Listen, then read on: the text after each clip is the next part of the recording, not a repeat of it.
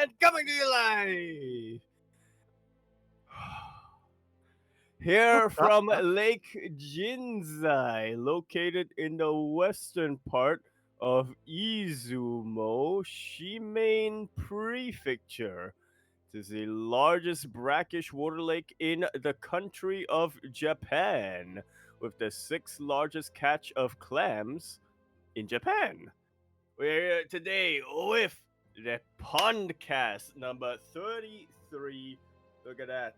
Got three, and then you got put it on three as well. Or you can do it like this, or like this, or like this, I guess.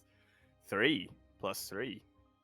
I am, of course, your host, Yaku of Nizaku. With me today, as usual, going to be joined by El Gallo Jugoso que tiene inyectara refuerzos.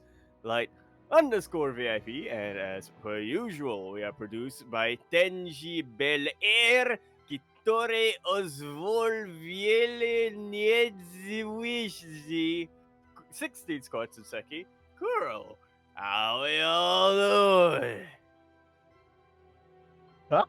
what's what's up, Yak? What's up? It's great to be here, great to be back, and I'm glad that you have recovered. Clearly, very clearly, you have recovered. You're at 100%. You're good to go. Yeah. I'm good to shoot. I'm good to run. I'm Uh-huh. good to take in the bounties, I guess. Mm-hmm. Yeah. The MMR. Yeah. These two nerds. West Philadelphia, born and raised. Yeah, exactly. Up to no good Beautiful, in the beautiful. playground. Exactly. I got it. I got it. But yes, we are here. We are here. We are back with a podcast, and we have quite a lot of news to get into as well. Whew, oh boy! Again, as this time we do have the Chobra interview that has snuck up on us. Again, it was a two-parter. Did it begin a couple weeks ago, and now this week we have the conclusion of the Chobra interview. Yeah. Chobo? So what? Yeah, So Chobra. what you said? Okay, Chobra. then. Chobra. Chobra. Yes, the two-part of Chobra interview. We kind of teased it a little bit last week, but in this past week as well, part two did come out. A little bit shorter than I was expecting, but still two-part nonetheless. And so now we can actually get in on it. Yeah, that we can. Again, shout out to Zombigrub and of course the GLHF initiative that was of course kickstarted, and it was very a pleasant surprise to see Chobra once again. Of course, Chobra was a big part of StarCraft at one point. Did kind of dip his toes into StarCraft a little bit later in its lifespan, then kind of disappeared for a while, and did of course focus on other endeavors, on other esports, then more recently came back. So yeah, it was definitely an interesting perspective to hear from Chobra going into the interview, especially because it did feel very much so like the perspective from someone that isn't as endemic to StarCraft 2 as some of the other interviews that we've had. Yeah, I mean, he said it himself, and he talked about it quite a bit as well. League of Legends was mostly his main game, but he did Mhm. have an interest in StarCraft. He did dip his toes, as you were mentioning. I mean, this is gonna be, I think, possibly revealing for me a little bit because Chopra Mhm. was actually one of the first hosts who was around at the time when I started watching some of these tournaments live. I'm talking specifically about Red Bull Battlegrounds, which I think was possibly the first thing that I watched live. I was interested in that because that was the one that I heard Total Biscuit was doing. And then, Mhm. of course, BlizzCon 2015. I didn't watch all of it live, but I got a little bit of snippets here and there. This was like before I really started following the scene. I did manage to catch a bit of it here and there. So Yeah, yeah, I yeah. thought it was really cool to see more of Chobra coming in here. And what he said is, I think he said this in part two. I don't remember if it was part two or part one where he said this, but where he's like, when he came back last year for DreamHack Dallas after not being involved in the scene for almost 10 years or something like that, it was when he realized that there are people who started following the scene in that gulf where between the last time he hosted a StarCraft event in like 2016 or Mhm. something like that, and 2024, which was just last year. And I was like, oh, these people don't know who Chobra is.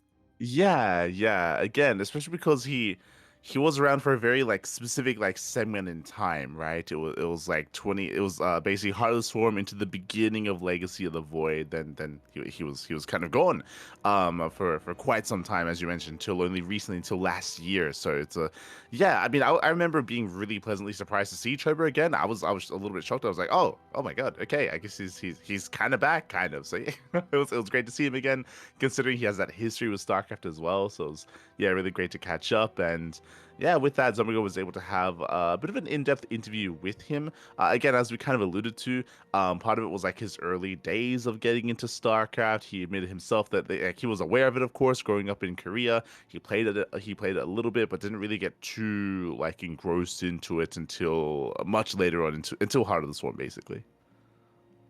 Uh, a little bit before that, I think, is what he mentioned. Well, like towards the end of Wings of Liberty, and then Heart of Sword came out, and his interest Mhm, died until a little bit later. mhm. Yeah, yeah, for Which sure, is for also sure. why. Mhm. Yeah, I was just gonna say, which is also why he mentioned. Which is also why, as he mentioned, he was only really involved professionally when towards the end of Heart of Swarm, just because. Yeah, initially he just had no interest in an expansion dedicated to Zerg, which I feel that. Yeah, yeah. I Uh, he only came in for the Protoss, like I can feel definitely relate. Yeah. not for the Terran or the Zerg. Uh, So yeah, it was definitely interesting to hear that perspective, because I don't think we've really heard from that like from him before. yeah. Like usually he's the one doing the interviews, right? Not the one being interviewed. Yeah. So yeah, it was really interesting hearing kind of like his early interests in StarCraft and the early days in StarCraft from at least his And perspective. absolutely as well. And because of that, it also meant that he had. And I keep saying this is a unique perspective to add, but I did like that he was being asked specifically about quote unquote the rivalry between or the elitism between StarCraft and specifically Brute War for a little while, but also after a while into StarCraft 2, compared to a lot of the other esports. And he said something really interesting, which was I think he said something along the lines of there was StarCraft elitism, but at the time he felt as though it was elitism that was earned. After a while, though, it kind of the older it got and the more other esports started really ramping things up, the more difficult it kind of was to really justify it. Well, yeah, like he was, because he was talking about, because he was asked obviously about League of Legends and StarCraft and kind of like the rise and fall of certain esports, and how like StarCraft was like kind of at the top for a while, and there was like a bit of a rivalry and a little bit of animosity between the audiences and between the fan bases of the other esports. But also he spoke about how like after a while, like people stopped caring, because like there Right. wasn't really a Yeah. competition anymore. Like as in very clearly, League had won. So it's Yeah. like so people weren't really talking about it. People weren't really I talking about StarCraft like being like a quote unquote dead game or anything. And it was more like the StarCraft 2 audience or StarCraft 2 fan base that would keep bringing that up, right? And they were the ones that would yeah. and it was almost like to their own detriment, where it was kind of like fulfilling their own prophecy by the fact that they kept talking about it, and that kind of like stayed kind of in the mindset for a while at a time. I can say it still gets brought up a little bit in Dota, specifically League of Legends. How League of Legends basically won and did become the biggest esport for quite a while. I could say that there was still a conversation at a couple of Dota scenes, but it's just like that Madman scene where it's like you have the Dota and the StarCraft guys who are like, yeah, I feel bad for you, and the League of Legends guys like, who are you? It happens quite a bit. Yeah, yeah, that was definitely the vibe at the time. I guess many years ago at this point. But yeah, it was really interesting to hear that. If you recall, he spoke about how he wanted to be a caster initially. Initially, he just Yeah. wanted to be a caster, and he kind of like stumbled his way into more of a host role instead. Which I no, go ahead. I was gonna add to what you were gonna say. And we got a little bit of that from Tasteless, if you remember, how he was talking about Hmm. how difficult it is to host and how much more work and prep it takes. And we got more of that here from Chobra as well, talking about how like hosting and constructing this narrative is something that he did work hard at, and that Yep. And definitely was like something that he wasn't necessarily looking for, but something that he did eventually embrace. Yeah, which I'm just gonna say I think was to the benefit of the scene as a whole. To Mhm. Chobra as well. I mean, this was he's doing really well for himself right now as a League of Legends, and also nowadays I think Valorant host. But yeah, I definitely think that he's up there as one of the absolute best hosts that we've ever seen. And pardon me, he talked a little bit about what some of his goals were as a host initially, and what he kind of wanted to get out of hosting. And I think it was really insightful. And I think again, this scene is better off for them. First of all, he was in part one. He talked a little bit about how he kind of felt like his job as a host was, and I think we talked about this a little bit last week, but Mhm. we didn't really go too in depth of it. Part of how he viewed his job as a host is basically to get people excited, even if or in a meta where the competition itself might not be the most exciting thing, where looking at two players, like he was speaking specifically about the swarm host meta in PvZ especially, looking at two players just standing on their sides of the map and throwing things at each other until eventually one of them runs out of patience isn't very exciting. But there are still other things that an audience can be invested in, and so he felt that it was his job as a host to try to get the audience invested in things like the players themselves. A player making it to this stage of competition for the first time, or some of the other narratives. Like you mentioned, he was looking to see if there was any type of storylines or narratives that he could construct Mhm. just to get the audience interested in them. Yeah, like it's really important to always bear this in mind because I think a lot of people, especially if you weren't around in the era, kind of view the Heart of the Swarm host era as like a negative thing, and it was when it came to the meta of the game and the health of the game. But it's also important to bear in mind that this was also the game at its peak. This is when Right. there was the most viewers Most watching viewed, yeah. StarCraft. Was during that Highest Swarm host investment as meta. well. Yeah, exactly. And um, you could definitely argue that the meta didn't help at all. Like the playstyles that were being played Yeah. in the meta didn't help.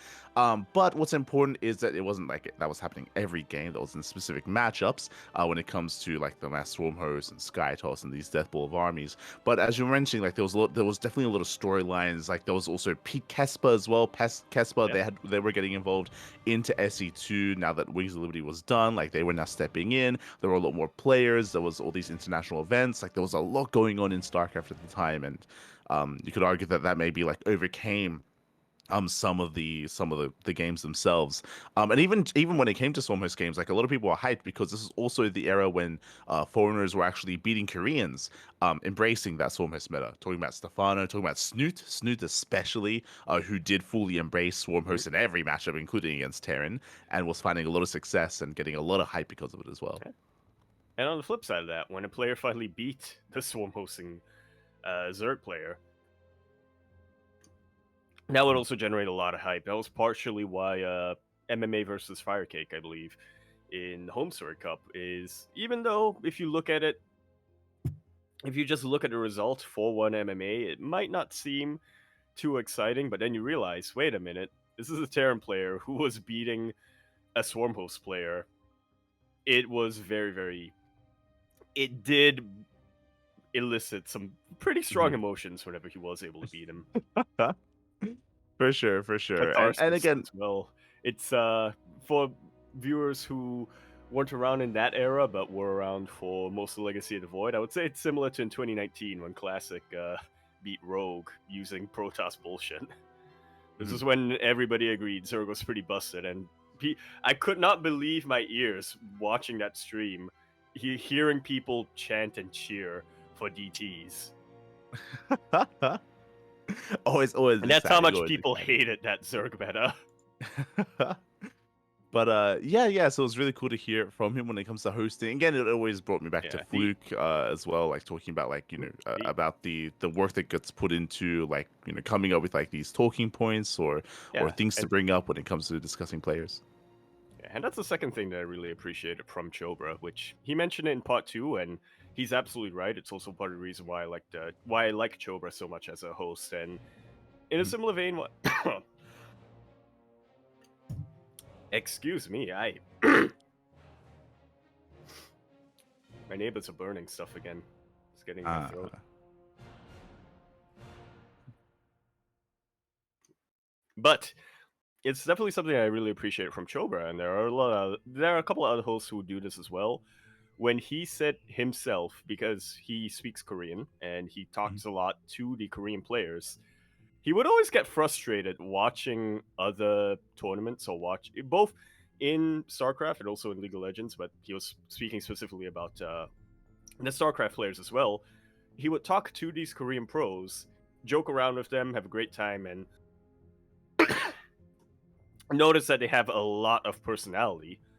mhm, But then you put them in front of a camera, you have whether it's a Korean host or whether it's a foreign host, an English speaking host interviewing them, they would always just go blank and yeah, kind of kill that side of them, kind of kill their personality intentionally, and just try to give very, very bland, very, very boring and canned responses. And so Chobra was talking about it, how one of his goals, since he was going to be not just hosting but also translating, was he wanted to bring some of the personality that he knows that these players have to the forefront, which definitely took a while.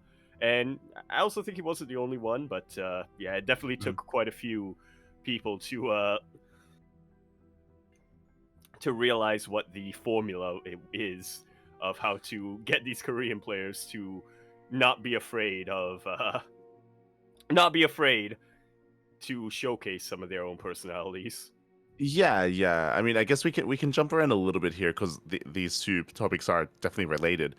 Is that a lot of it also came down to like they were discussing like the concept of like the quote unquote like faceless Korean and how bland the perception was of a lot of Korean players, right? How they didn't necessarily have much of a personality. They were there just to win games and to win games for the fans, right? Like their responses in interviews became memes, right? Like even there, right? Like it's like, oh, I'll play good games for the fans, sort of thing.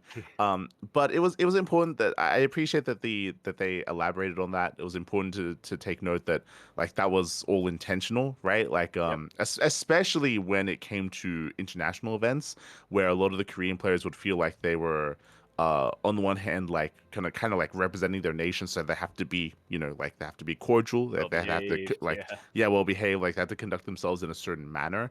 They were kind of it isn't just them, but like in general, like Korean society is like a little bit more reserved, right? It's like a little bit more, Mhm. you have to conduct yourself a certain way, especially like in public space, in a public area, and especially internationally as well. So it would always take a little bit more to kind of get that out of them, at least when it comes to those international events. I remember at the time, I say something similar nowadays, but like whenever there was people like in Twitch chat or something talking about like, oh, Koreans like they have no personality or anything like that.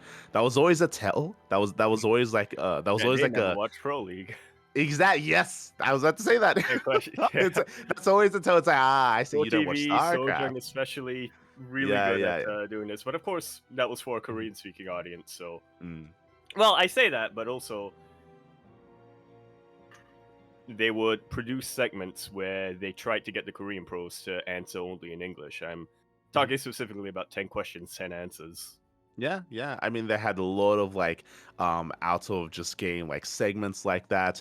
But it came down to not even just that, but even if you watch Pro League, that's also where you got to see all the Koreans just like take down that Bantering. Yeah. barrier and interact with each other, right, as Yep. friends, right? Like and that team Roasting each camaraderie other. sort of. Yeah. Exactly, exactly. That's where you got the friendships of like Maru and Terminator and Creator as well, all like on full display. Hero with the CJ team, Mhm. Stork with On Samsung. Like you got to just see more of them, and but that's a side of them that you rarely got to see in and international events. and on the flip side of that, you also had Parting and Flash just Yeah. roasting the shit out of each other every single time they were on stage. Exactly. Like there was so much energy and so much personality in It's those like pro league matches. And you got to see it in the GSL selection group stage selection as yeah, well. Like I always joke it that that's like the best part of GSL is seeing them all like interact with each other. yeah, especially in Legacy of the Void, I think when they force the players to do segments, like usually interview segments, but usually with a twist, where Mhm. you would always try to get. Oh man, you would always see a bit more of their personality. I will never forget a recent one, a GSL group selection stage where the segment was draw your dream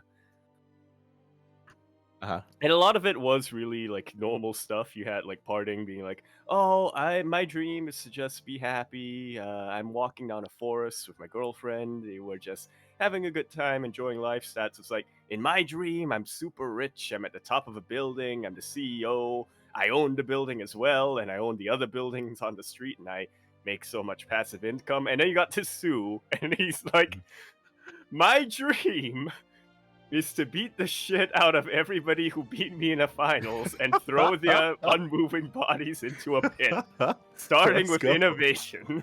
And it's like, damn. Let's go. But yeah, like you would see it there, but again, like as we were kind of mentioning that like it also helps that like you're also having like a lot of these Korean players like interact with each other, and a lot of them are good friends already. When it comes to international events, like it's a weekend, like often like there's a handful of Koreans there. They're on their own. They're a little bit more isolated. Like it's a little bit harder to get that out of them, especially on stage. Like it's harder to get that out of them, especially on an individual level as well. So like for people that only watch, Dream Hacks, IEMs, like those international events, or even BlizzCons as well, like they would never see that. They would never see that. They would never experience that, and that's where it's like the job of the host to try to get them to see that side of them. And it's difficult. It is very very difficult to do so. Yeah. And yeah, much props to all the hosts that did attempt to, throughout the years, whether it's Chobra, whether it's Smix, whether it's Mal as well. Yeah, that's a hard thing to accomplish. Yeah. I guess definitely sharing a language and also, yeah, sharing a Mhm, language definitely helps a lot. And also the mhm, cultural connection, like Chobra, as he mentioned, growing up, he kind of split between Korea and the US. So I think that mhm, helps. And I think part of that is why you can also notice that a lot of the Korean pros do feel very comfortable when they're being interviewed by Chobra. mhm. Yeah, for sure, for sure. Definitely. That led into a discussion about some microtransactions, which I think is quite fitting considering that, a lot of his roots are Uh, in League of Legends see? more than anything, which is all about But microtransactions. And yes, I can't tell you yeah, how many podcasts I listen to where it's people who play a lot of League of Legends and people who are really into League of Legends bitching about how they panda to the anime skins or they panda to the heroes that have more anime skins because they want people to buy their waifu skins. yeah, I mean the weaves, mate, they're willing to they're willing to invest, Pappy. Oh my god, true.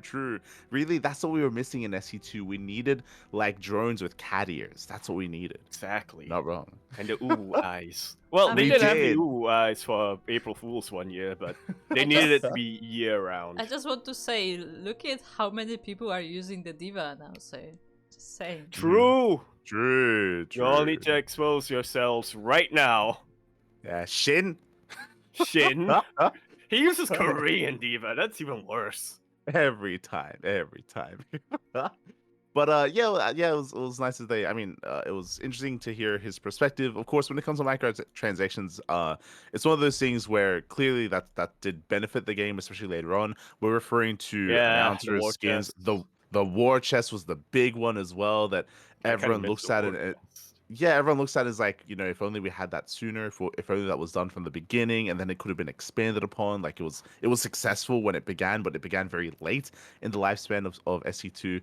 But the discussion mainly spoke about how like, it's hindsight is 2020 sort of thing, and it's definitely difficult just because StarCraft 2 was one of the last like games of the era before DLC, before Yep. transactions, before all of that really became more ingrained in gaming. It was like it's this bygone era of you have the base game and then you have expansions, and that's a rare sight Yep. nowadays. Like expansions aren't really much of a thing anymore in gaming. Yeah, pretty much only MMOs nowadays do it. I mean, True. to be fair, nowadays most games do battle passes, so Hmm. it's kind of, which is kind of like an expansion on a much smaller scale, and they come out way more often and there's less content. But Uh-huh. and it costs a little less, but with how often they come out, you're probably gonna end up spending the same amount of money anyway, probably more. Hmm. Hmm. But yeah, definitely a little bit of, well, I want to say a little bit of stubbornness from the side of Blizzard, but like you said, this was just kind of how things were done back in 2010 and then later on 2013 as well. I remember later down the line in 2016, or around the time Legacy of the Void came out, or even just before Legacy of the Void came out, when they were discussions and people were suggesting, hey, you look at League of Legends, you look at Dota 2, you look at all the big esport titles, and they're all free. You look at even Hearthstone, which is a game that you guys developed. If you want competitive StarCraft to follow a similar way, either it has to also go free to play, or at the very least, it has to be like CS:GO, which nowadays Counter Strike is free, but back then Counter Strike cost like $10 or even less on sales, which happened pretty regularly. So you can't just release this for $40 for the base game anymore. $60 if you want all the other like additional goodies, like the epilogue campaign or the other cosmetic items or the stuff for other games on BNet. But yeah, that was definitely a lot of hesitancy, and I vaguely remember one of the things that one of the arguments against going free to play, which wasn't from the side of Blizzard, but rather from the player base. Well, I say player base. I didn't really delve too much in forums and stuff like that back then, but I remember a couple of content creators, specifically TV as well, arguing against going free to play, saying that there's actually a really big hacking problem, or there was a really big hacking problem at the time, which is why they didn't want to make it free to play. Like it would exacerbate certain issues like that. Yeah, I mean there was definitely reasons to for and against for sure. I mean in the end did go free to play, did benefit the game, did invest into this idea of microtransactions and incorporating skins and war chests and all that stuff.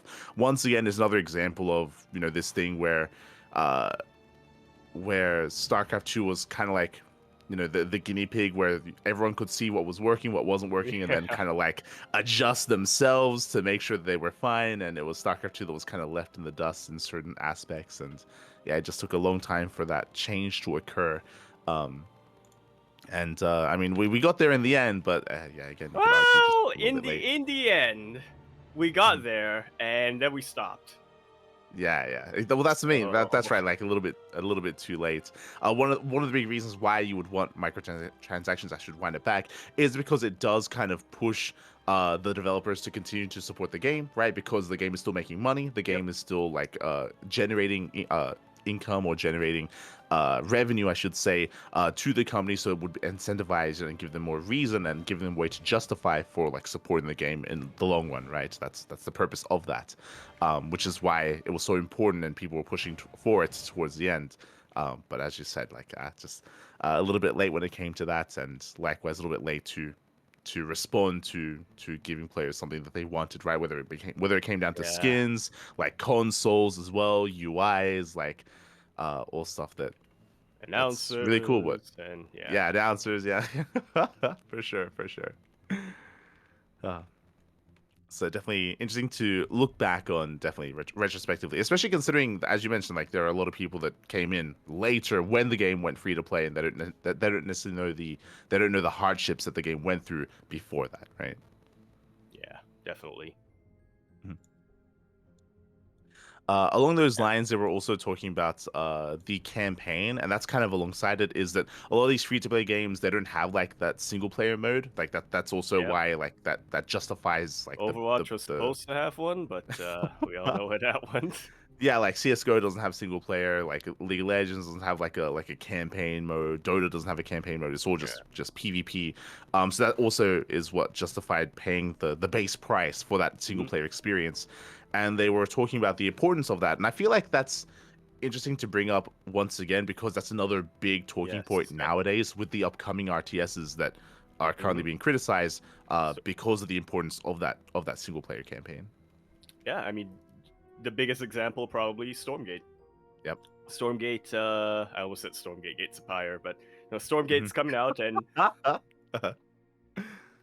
the multiplayer that's going to be free to play. You can play as all 3 races. That's going to be fine, and I believe co-op is also going to be free, or at least the initial couple of commanders are. Later on the line, they're probably going to add more that you will have to pay for, but for now, the thing that you're spending money on for Stormgate, apart from apart from those who kickstarted it for the devs, the thing it's spending money for is the campaign, which is separated, which again is what StarCraft ended up doing eventually. Free PvP, well, not free PvP. In fact, if you said PvP was your selling point, I don't think anybody would download your game Ah, to begin with. But free multiplayer there you go. There you go. and a couple of free co-op commanders, but Mhm. additional co-op commanders and the campaigns, and also some of the other cosmetic things are what you end up spending money on. Yeah, exactly. Which is kind of like the trajectory that Stormgate is going in. But like the importance of a well fleshed out campaign is something that really carried StarCraft. Something that Oh we've known yeah, for a long time, and we heard that Chobra, he found out a little bit later, was that the vast majority of the player base, like 80+%, they only play the campaign in SE2, and they're still big fans of StarCraft. they But that's what they play. That's what they it's focus on. 80% only play the campaign, and then another 15% play the campaign and co-op, Yeah, and then like 5% ladders, yeah. It's and like then it's campaign. like 0.5% plays Archon mode. It's like campaign, then co-op, and then ladder, and just the amount of players that only indulge in the story and the campaign. I mean, I can say that like anecdotally myself. Like I've got plenty of friends that bought StarCraft 2 that play the campaign, never touched the multiplayer, never had any interest in the multiplayer. But that's like a really good way to like introduce all these people to the world of StarCraft, to the Yeah, characters, and to get them engrossed and get them and On fall in love with these characters as well. on this note, I want to mention that StarCraft also has a really big. I mean, I don't want to know if I want to say big, arcade. but like very advanced modding scene in general. Like there are a Mhm. lot of custom campaigns and custom games essentially So made in the StarCraft engine that like are constantly being that worked on. Like the fact that SC Evo is being a thing and they're working on a ranked ladder system. Like sure, that's yeah, also like a yeah, 1v1 kind of thing, but like there yeah. are so many different modes that are made by the community in StarCraft. That I was actually honestly that was what got me to download StarCraft, the StarCraft client Mm. to begin with, was because I heard on a podcast Total Biscuit talk about the Bejeweled mod in the StarCraft 2 arcade. I'm like, I like match 3. Yeah, It's called exactly, Star exactly. Jeweled, and it's fun. And then that's also how I started playing more, Mhm. opening the StarCraft client more, was because these two people, but especially one person who you cannot see, but you will hear quite a bit on this show, dragged me to play tower defense all the time back in 2017. Mhm. Mhm. Yeah, that those RTD And days. But yeah. The reason why we bring this up is because, of course, when Stormgate, when they opened up their playtest, they went under big criticism and big scrutiny for the lack of polish on their campaign, on their single player mode. It was definitely like something that people were not very receptive of. There was definitely a lot to be left to be desired. And I remember talking about it at the time about how like this is, I would say, the most important part. The most important part of the RTS is that single player experience, because it gets you invested into everything, and it's supposed to then kind of drag people in and then funnel them into your co-ops, into your yeah, multiplayer from that moment. You don't go straight yeah, the, into multiplayer from the get-go sort of thing. yeah, the Wardy experience, I would say, is Wardy is in the minority of people who only play multiplayer and don't play the single player, unfortunately. Exactly. Yeah, that is the minority. And I guess like if you want to create like a hardcore RTS that only caters towards that kind of player base, then you can do that. I suppose that's kind of what Battle Aces is Well, doing, where they're focusing on the multiplayer aspect. But at the same time, like it does feel like you that's not necessarily like if you you remember, the release of Stormgate was like the cinematic and the yep, and the you characters, like that's what they're trying to push. and the thing is, you don't want to be throwing your players from multiplayer into the deep end either, because that's usually Mhm. how you just get people to play one match, have no idea what they're doing, and then just immediately quit after that because they're like, well, I don't know what I'm doing, so why bother? And a lot of games do usually force you to play a tutorial at the beginning to try to get an understanding of how things work. League of Legends, I think, has a really good tutorial.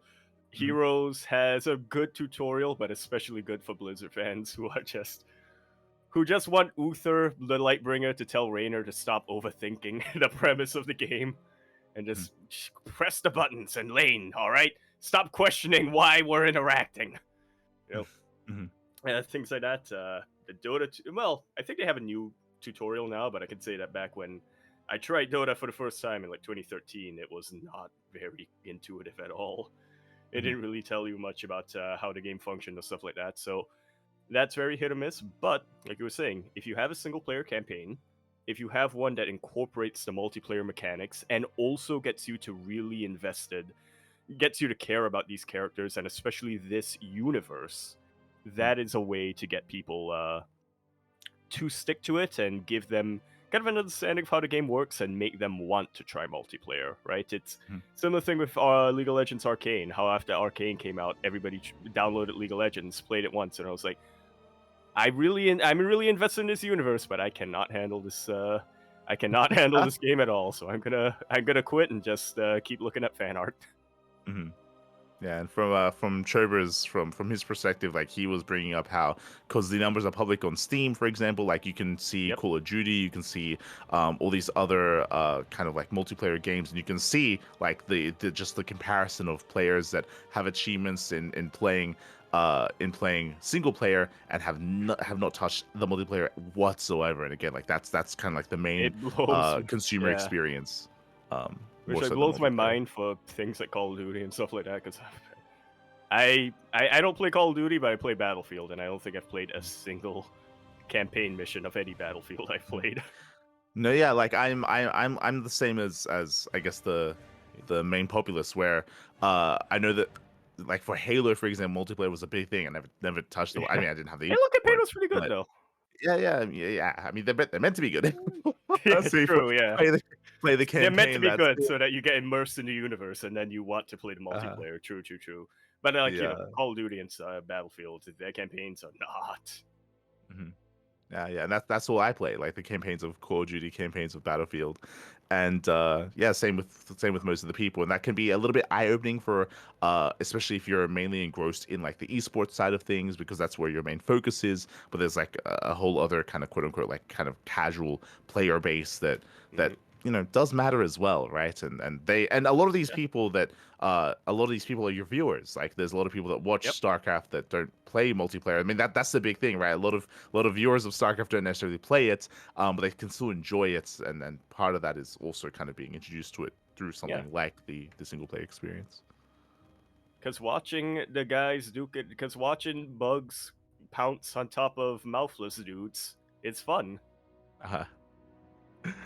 Sure. I don't want to be the guy building the bugs. That's hard. But I'll watch people do it.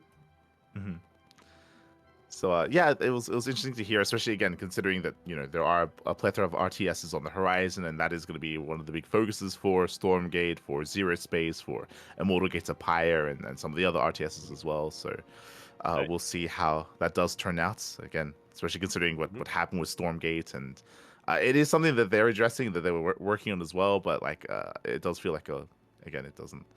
They did lose a lot. They gained a lot of ill will initially when it came to that initial release, but we'll see. We'll see how it does improve.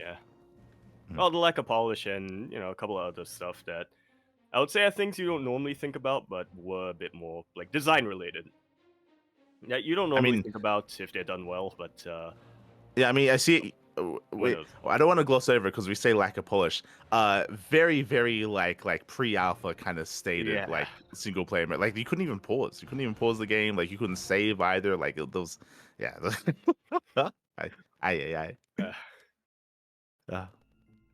But so they did discuss that. From there, they actually started talking about Korean companies because, of course, Chobra was working in Korea, was working for OGN, working on that side of things, and it was really cool to hear his perspective working in the Korean scene, especially in those earlier days.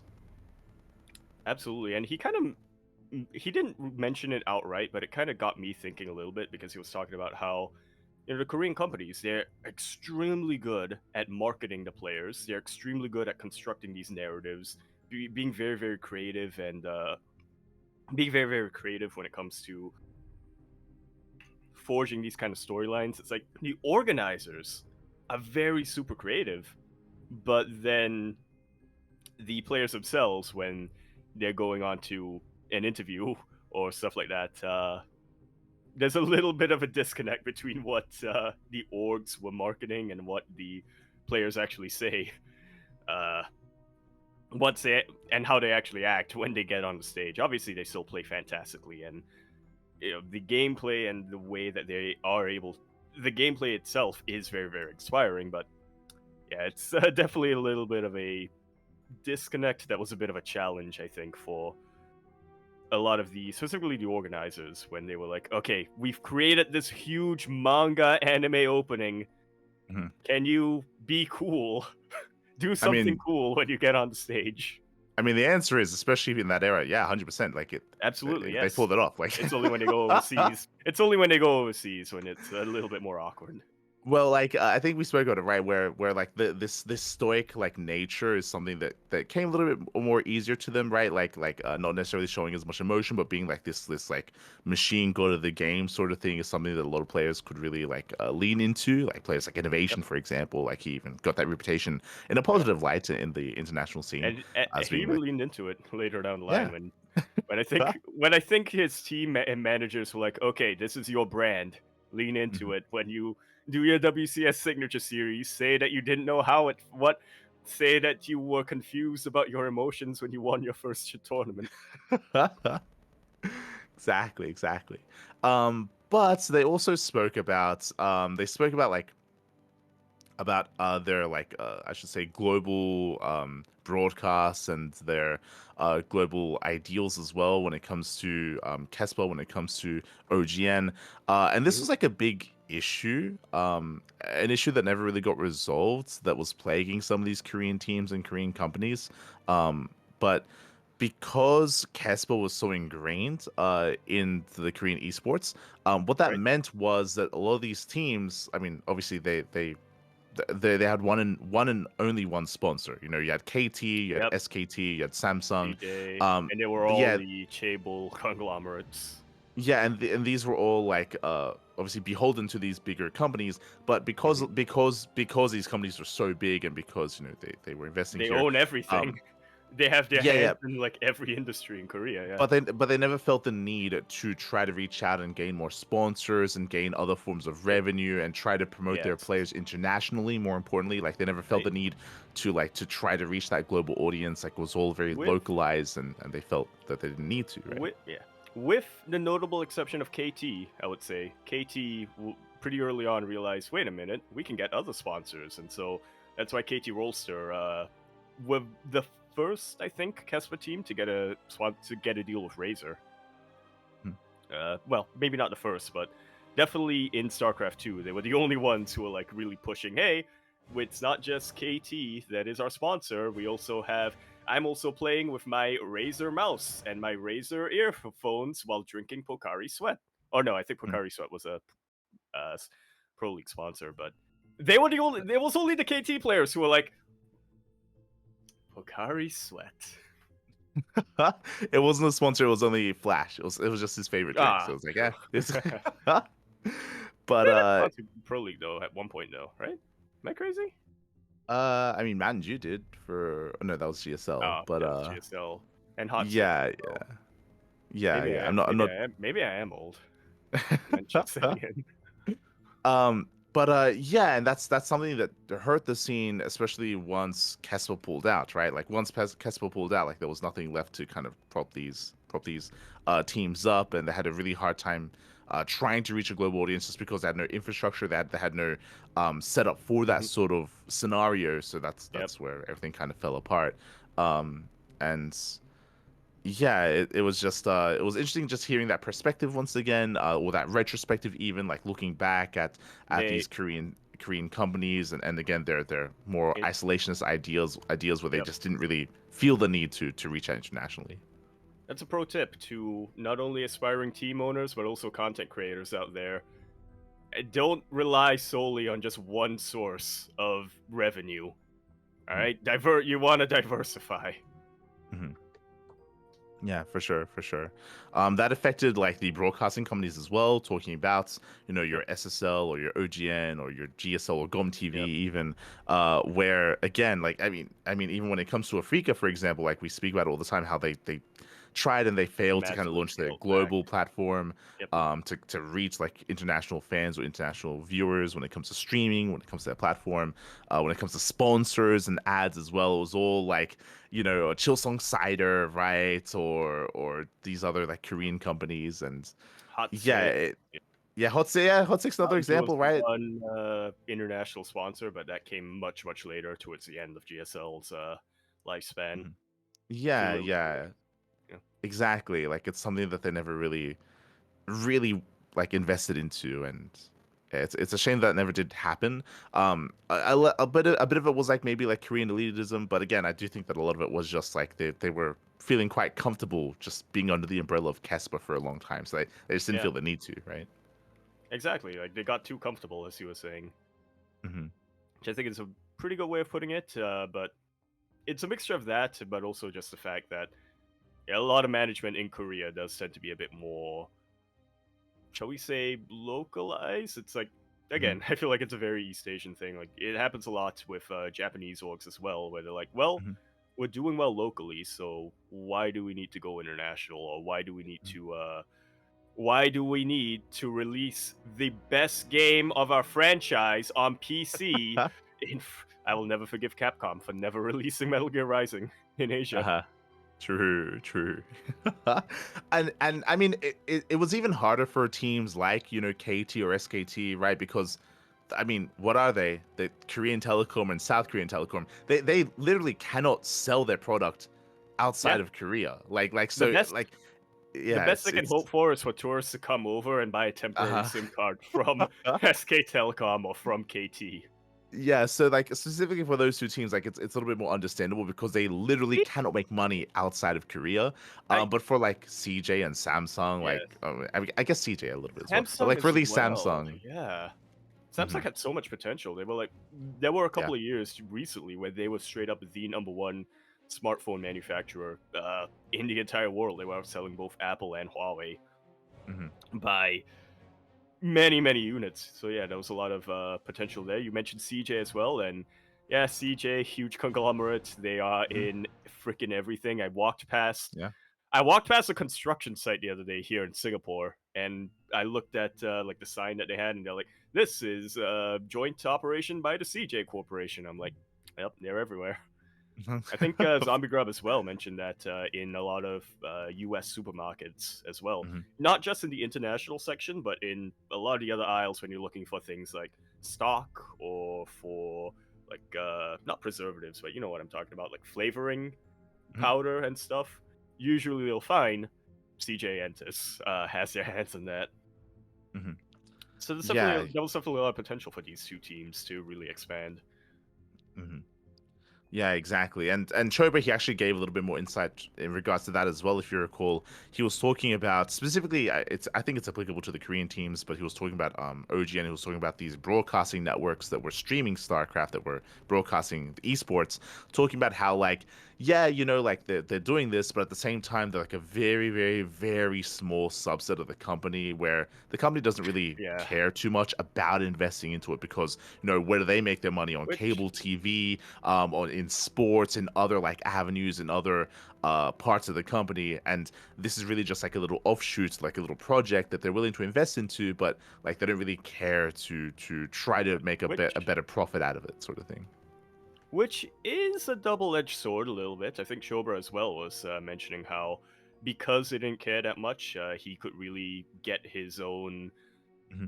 He could really provide his own input and make sure that people actually listened. You know, it didn't have to go through several layers of approval or stuff like that. So they could just Hmm. on the ground just focus on producing a really good broadcast and producing a really good show. But the other side of that coin is, like you said, they didn't really care if whether it did well or not. If Yeah. all of a sudden they decide, okay, we want to tighten our belts, that would be the first thing that gets cut. Hmm. Yeah, which is a shame that that was the perspective on a lot of these Korean broadcasting networks or on a lot of these Korean teams. Like likewise, right? Like for KT and SKT, I think they have like baseball teams, and they of course have like other big Hey, investments in other I know they're areas. sponsored. Dude, wait. Korean Baseball League. I got interested in Korean baseball watching Crank cast, I think, one season of it. Yeah, yeah. He was so So proud of his hometown until they got knocked out. yeah, it's KT Wiz. Yeah, that's the KT Mm. roster like Korean baseball team. There you Ah, the Wiz. That's an old school KT esport name. go. That was like early 2000s. The name of the StarCraft team was KT Wiz, and I think, yeah, no, by the time StarCraft 2 came out, it was KT Rolsta. Well, yeah, Which, well by the they way, had what the hell is a Rolsta? it's like roller coaster. Ah, but they combined it because They did, yeah, efficiency. Yeah. They shortened it for efficiency. for sure. But yeah, like Okay, again, like okay, for okay. It I kid it you not. I kid you not. All these years, I had no idea that's what it was supposed to be.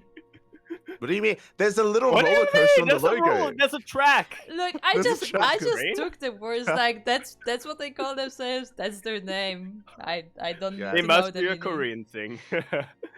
Probably just a Korean thing. It's Shit. very fitting because being a fan of KT is an emotional roller coaster. There you go. There you go.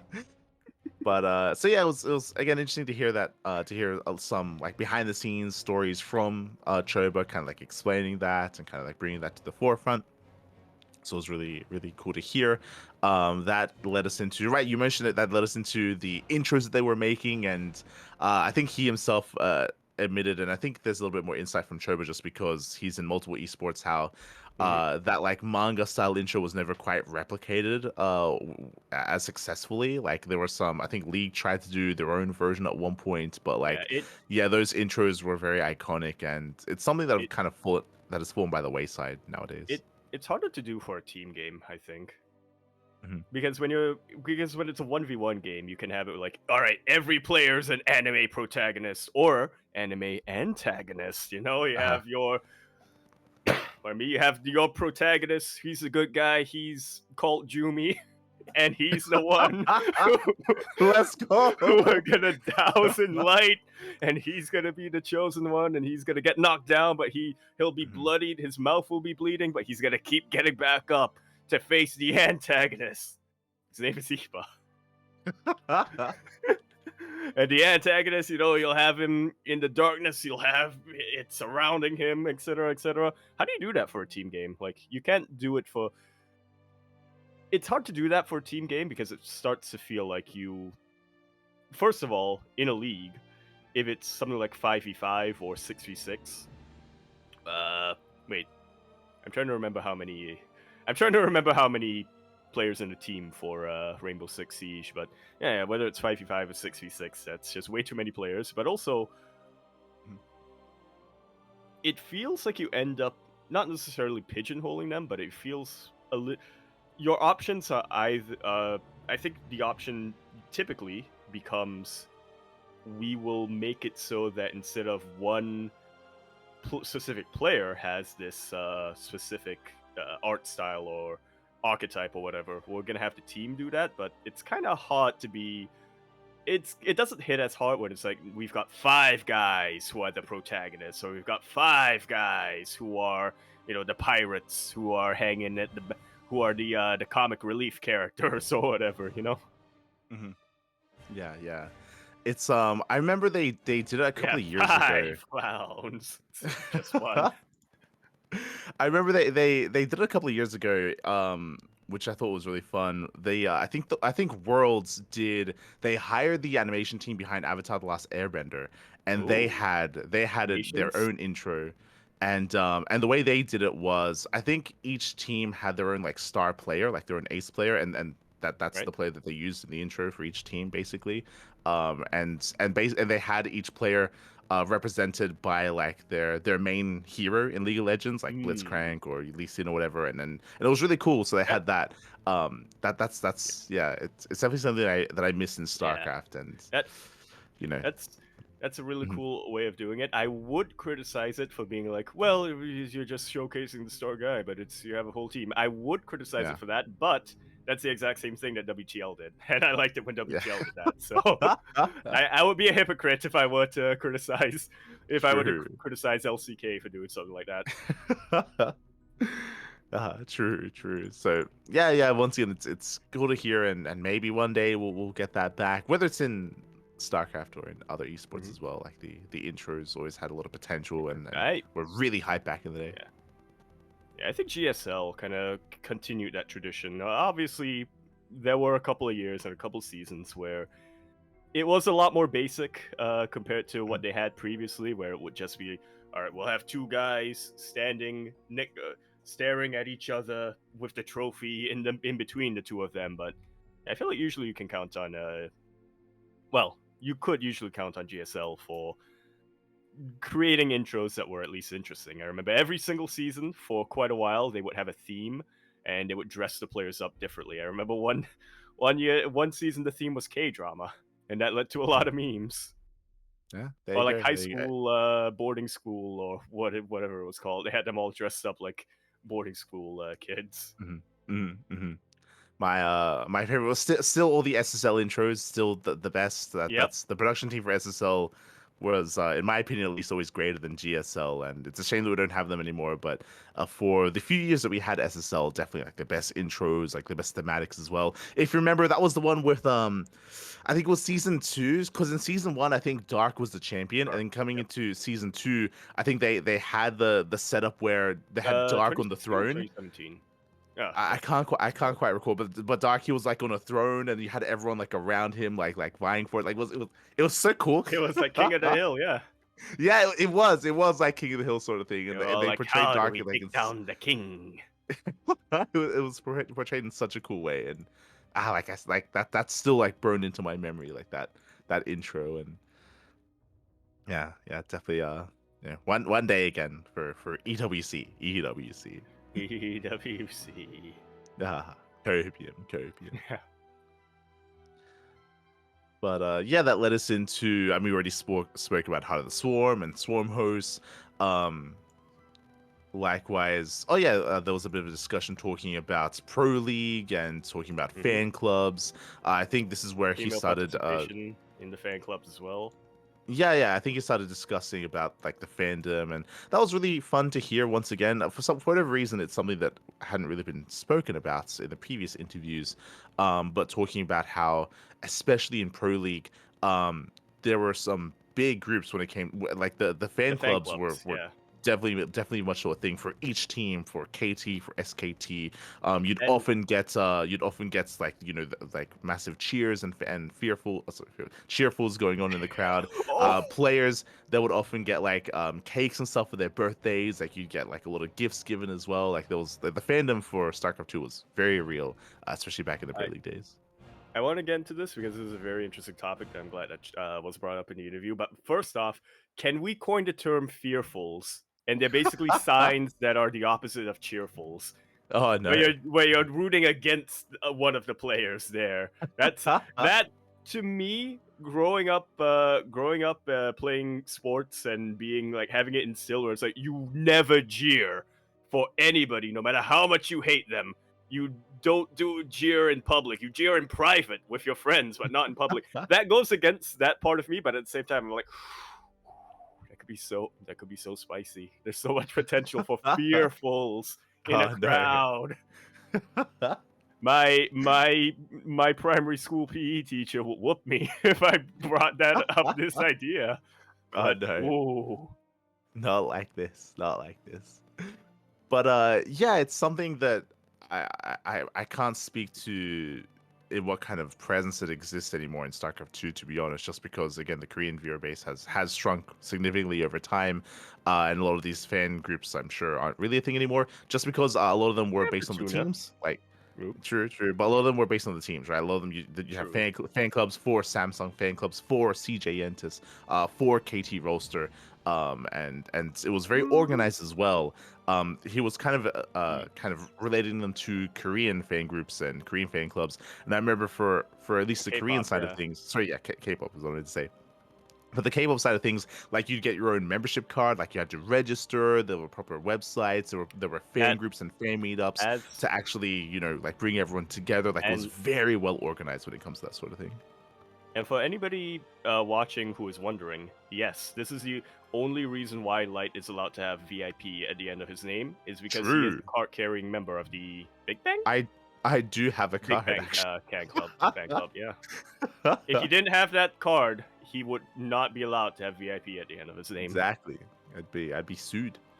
Yeah. Wouldn't be able to. But yeah, like that was definitely a prevalent thing back in the day, back in, Heart of the Swarm, Kesper era of StarCraft, and it's something that we kind of took for granted, and we always got glimpses of it, Yeah. whenever it'd be like someone's birthday, like they'd post on social media, like everything that they'd gotten for it, like really heartfelt, like messages and fan art, and It yeah, it was a big thing back in the day. I feel like we kind of saw the evolution of it in real time, so to speak, where you were talking about back in the day. And keep in mind, this was before like social media or anything was really huge. So as Chobra was pointing out, you would go to like a forum, an online fan forum, and then you would be like, okay, here's my number so we can text and coordinate this stuff. Mhm. Which nowadays, that sounds terrifying. You putting your phone number out in public like that. That is not something that I don't think that's something that we're trying to discourage nowadays. But yeah, it was a different era back then in the early 2000s. So yeah, we would have all of this going on, and like you were mentioning back then, even though there were a couple of individual players who had more of a share of the fan base, usually it was surrounded around teams. And then StarCraft 2 later down the line in the Kesper era, it was a similar-ish thing, but you could definitely see that it was changing a little bit, so that yes, you still had fans of the team, but they also gravitated towards specific players themselves. And I think that's just because by the time StarCraft 2 came along, contracts weren't as ironclad, so to speak. So there wasn't usually a guarantee that this player, if they signed to KT at the start of the year, they were still going to be in KT the next year, or things like that. And then you move to the post-Casper era, where it's like, yeah, nobody's a fan of teams anymore, and they just cheer for the players that they like. Yeah, kind of like for the Kessler era, like there were definitely players that were ingrained to teams. There was some True. switching for the most part. Classic and Stu, Like but KT had, Flash, you had yes, Hero had CJ Antis, Sola had Samsung. Like these ace players were very Yep. much so ingrained with their teams, sort of thing. And I think Tasa spoke about it alongside Chobra. They both kind of went down this line of thinking about how like they were asked like why is it that like there were so many like fangirls and like these fan groups surrounding these teams, and they were talking about how like they had like a similar kind of a similar vibe to these K-pop groups, where you had like a group or a quote unquote team of players, and you could be a fan of and you'd be a fan of all of them, and there was something like a little bit more enamoring with the idea of cheering for a team or a group of players, more so than just the individual player. And that's seen a lot in Korean music as well, where individual Korean singers are nowhere near as popular as groups, whether it's K-pop girl groups or boy groups. And I think Chobra, he went into League of Legends from there, talking about how like that's also why like it was a bit of a seamless transition into like League and Valorant and stuff like that, where you have like these teams of players. Yeah. I was just gonna say, especially for a team game, that's a little bit more.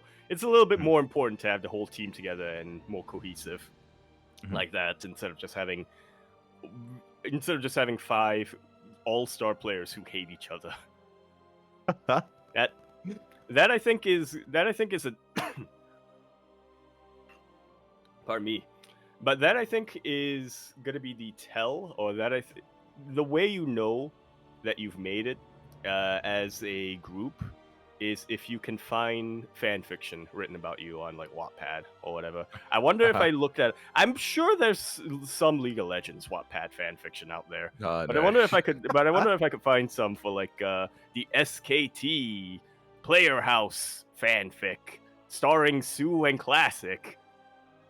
Supporting casts I Love Oov and innovation and whatever. I'm pretty sure there was some fan fiction on Team Liquid. I'm pretty sure that existed. I'm pretty sure there was, yeah. I'm pretty sure TL, the TL writers, wrote Yeah, a bunch of wax. fanfics as well. Yeah, Wax. I didn't want to call it anyone specifically, but God no. But yeah, it was just interesting to hear that for whatever reason, I don't think they necessarily gave too much a reason for it, but for whatever reason, the idea of cheering for and being fans of a group is very much so a thing in Korean society, even now to this day. I think Taste was saying like that he didn't well, fully get it, it but it's something that did spread internationally, which is why well K-pop as a you concept became more popular worldwide. yeah, you say that, but if you look at a lot of sports in general, Hmm. in a True. lot of other countries, it's a lot more common that people Hmm. cheer for the team first and foremost, and then they cheer for specific players that they like, whether it's in Yeah, yeah. basketball or football or hockey or stuff like that. And I mean, especially in the US, from what I understand about US sports, the home team is what you root for every single time, no matter how badly they suck. If you're from New York, you're cheering for the New York Knicks, no matter how often they let you down. Uh-huh. There you And go. I know that it's a similar thing in the UK as well. I'm not sure about Australia, and obviously here in Singapore we only have one city, so it's kind of hard to get excited for regional for like the hometown team when there's literally only one. But Yeah, yeah, in the UK, that's also really big in soccer. If you're from East London, you're going to be supporting Arsenal no matter what. If you're from the Midlands, you're going to be supporting whatchamacallit. What's the name of that team? Something United. You're going to be cheering for them no matter what. Manchester. That's Manchester right. United, no matter There you what. go. Yeah, if you're from Manchester, you're going to be cheering for Manchester United. You're going to be jeering against Manchester City every single Hmm. time. If you're not There you from go. Manchester, though, it's the opposite. You're going to be cheering for Manchester City every time. Yeah, yeah. I think that's also why it's Terrible interesting when team. it. I wouldn't know. Oh my god, you have to calm down. Hate them I so gotta much. get they They have suck. so Oh my much god. money and they just fucking buy everyone. Fucking buy everyone. They don't God, care no. about developing the home ground talent. I think that's one of the more interesting things about esports is that doesn't really exist as much, right? Like there is no home field advantage, at least when it comes to, talking about something Because like, they're all in Korean esports, definitely yeah, because they're all based in yeah, Seoul. exactly. You're not Like gonna have your there's, Daegu team as much as Crank wants to create it as much as yeah, possible. yeah. I think there is a little bit of pride when you have a really good player from who's from a city that's not from Seoul. I know that's why Mhm, Gumiho and DRG are really celebrated in their hometowns because they mhm, were the ones who were champions but weren't like growing up in Seoul or weren't mhm, did still live in their hometown for the most part while they were competing. mhm. For sure, for sure. So yeah, just something interesting to think about when it comes to like the Which like basically fandoms in StarCraft or in esports. Although, I will say, Overwatch actually tried to have something like that, but it kind of fell on its nose because, one, obviously, Overwatch League isn't doing too well nowadays, viewership-wise, but also, even though they would have their London team and they would have their Toronto team or whatever, I mean, just using the London Spitfire, I think is what they were called. For the majority of that team's existence, they did not have a single player from the UK on that team. So even though they I were think called London Spitfire, it was always either Koreans or, yeah, mostly Koreans or from other places. I think that's a good example of not understanding the how the fandom works to the Yeah, extreme, where it's like where they tried to construct like, oh no, yeah, this is like the Australian team. It's like no one's from Australia. It's like what's going on here? Like what's it's representing that like region in name only and only in name. So yeah. it's kind of a weird approach there that they did take. Um, but that finally led into, at least when it comes to the first part, that did finally lead into talking about BlizzCon. Talking about BlizzCon, of course, Chobra was able to host a BlizzCon as well. And it definitely did feel really nostalgic talking about it again. And talking about how BlizzCon was a celebration of all Blizzard titles, Yep. and because of that, you would You, often get fans, people filling the that stadium, people filling the dome, watching StarCraft esports, and you'd actually be able to drag in fans of Warcraft or fans of Yep. Diablo, fans from all around Blizzard, and they all be able to like celebrate it together as one sort of thing, more so than just having like a specialized one-off event with for only one esport. Absolutely. Especially later down the line when Hearthstone esports became a thing. As much as I have my opinions on Hearthstone as a competitive game, uh, yeah, when that started getting involved, when they started incorporating more titles into the mix, or more titles into competitive titles, I should say, into the mix, and sometimes it got a little bit messy. 2019 was definitely when they still had Heroes Global Championship, when they still had Overwatch World Cup, well, obviously WCS StarCraft, and also the Hearthstone Global Championship. It got kind of messy, but on other there were a couple other years where they were able to figure things out, where they were able to schedule things smoothly. And yeah, I remember, I think it was 2017 or 2018, where once WCS ended, I immediately tuned in to Overwatch World Cup, and then I watched Overwatch World Mhm. Cup, and that was great. And then once that ended, I immediately tuned into the Heroes Global Championship, and that was an interesting year for Heroes. Let me just put it that way. Not a I mean, great they year, all. but interesting. I mean, they all fed into each other. I think I remember potentially a year where Overwatch League. I think they finished like maybe earlier than StarCraft, and they rated like the Yeah, StarCraft like stream, yeah, that was really like cool. the Let's see. yeah, like again, like it was a way that they could like bolster each other or feed into each other as well. And this actually, now that I It, think about it, this would have been an interesting thing to have spoken about. Something that they never touched was like the COVID era of StarCraft and how that yes. killed BlizzCon. Like BlizzCon is no longer a thing. One, because of COVID, but even afterwards it never came back. And how that did deal, I would assume, a big blow here, not just to StarCraft, but to all of Blizzard Esports, It because again, it just takes that big convention, that big celebration away from all the titles. exactly, and I'm just gonna echo something that I think Jesse Cox mentioned a long, long time ago. If there's no such thing as somebody who is just a fan of Warcraft or just a fan of StarCraft or just a fan of Mhm, Hearthstone or anything like that. This would have been like 2014, 2015, 2016 era. So yeah, it's mhm, definitely very different now. But back then, it was you were a fan of Blizzard in mhm. general. If you played one Blizzard game and then a new one was coming out, you would at the very least check it out.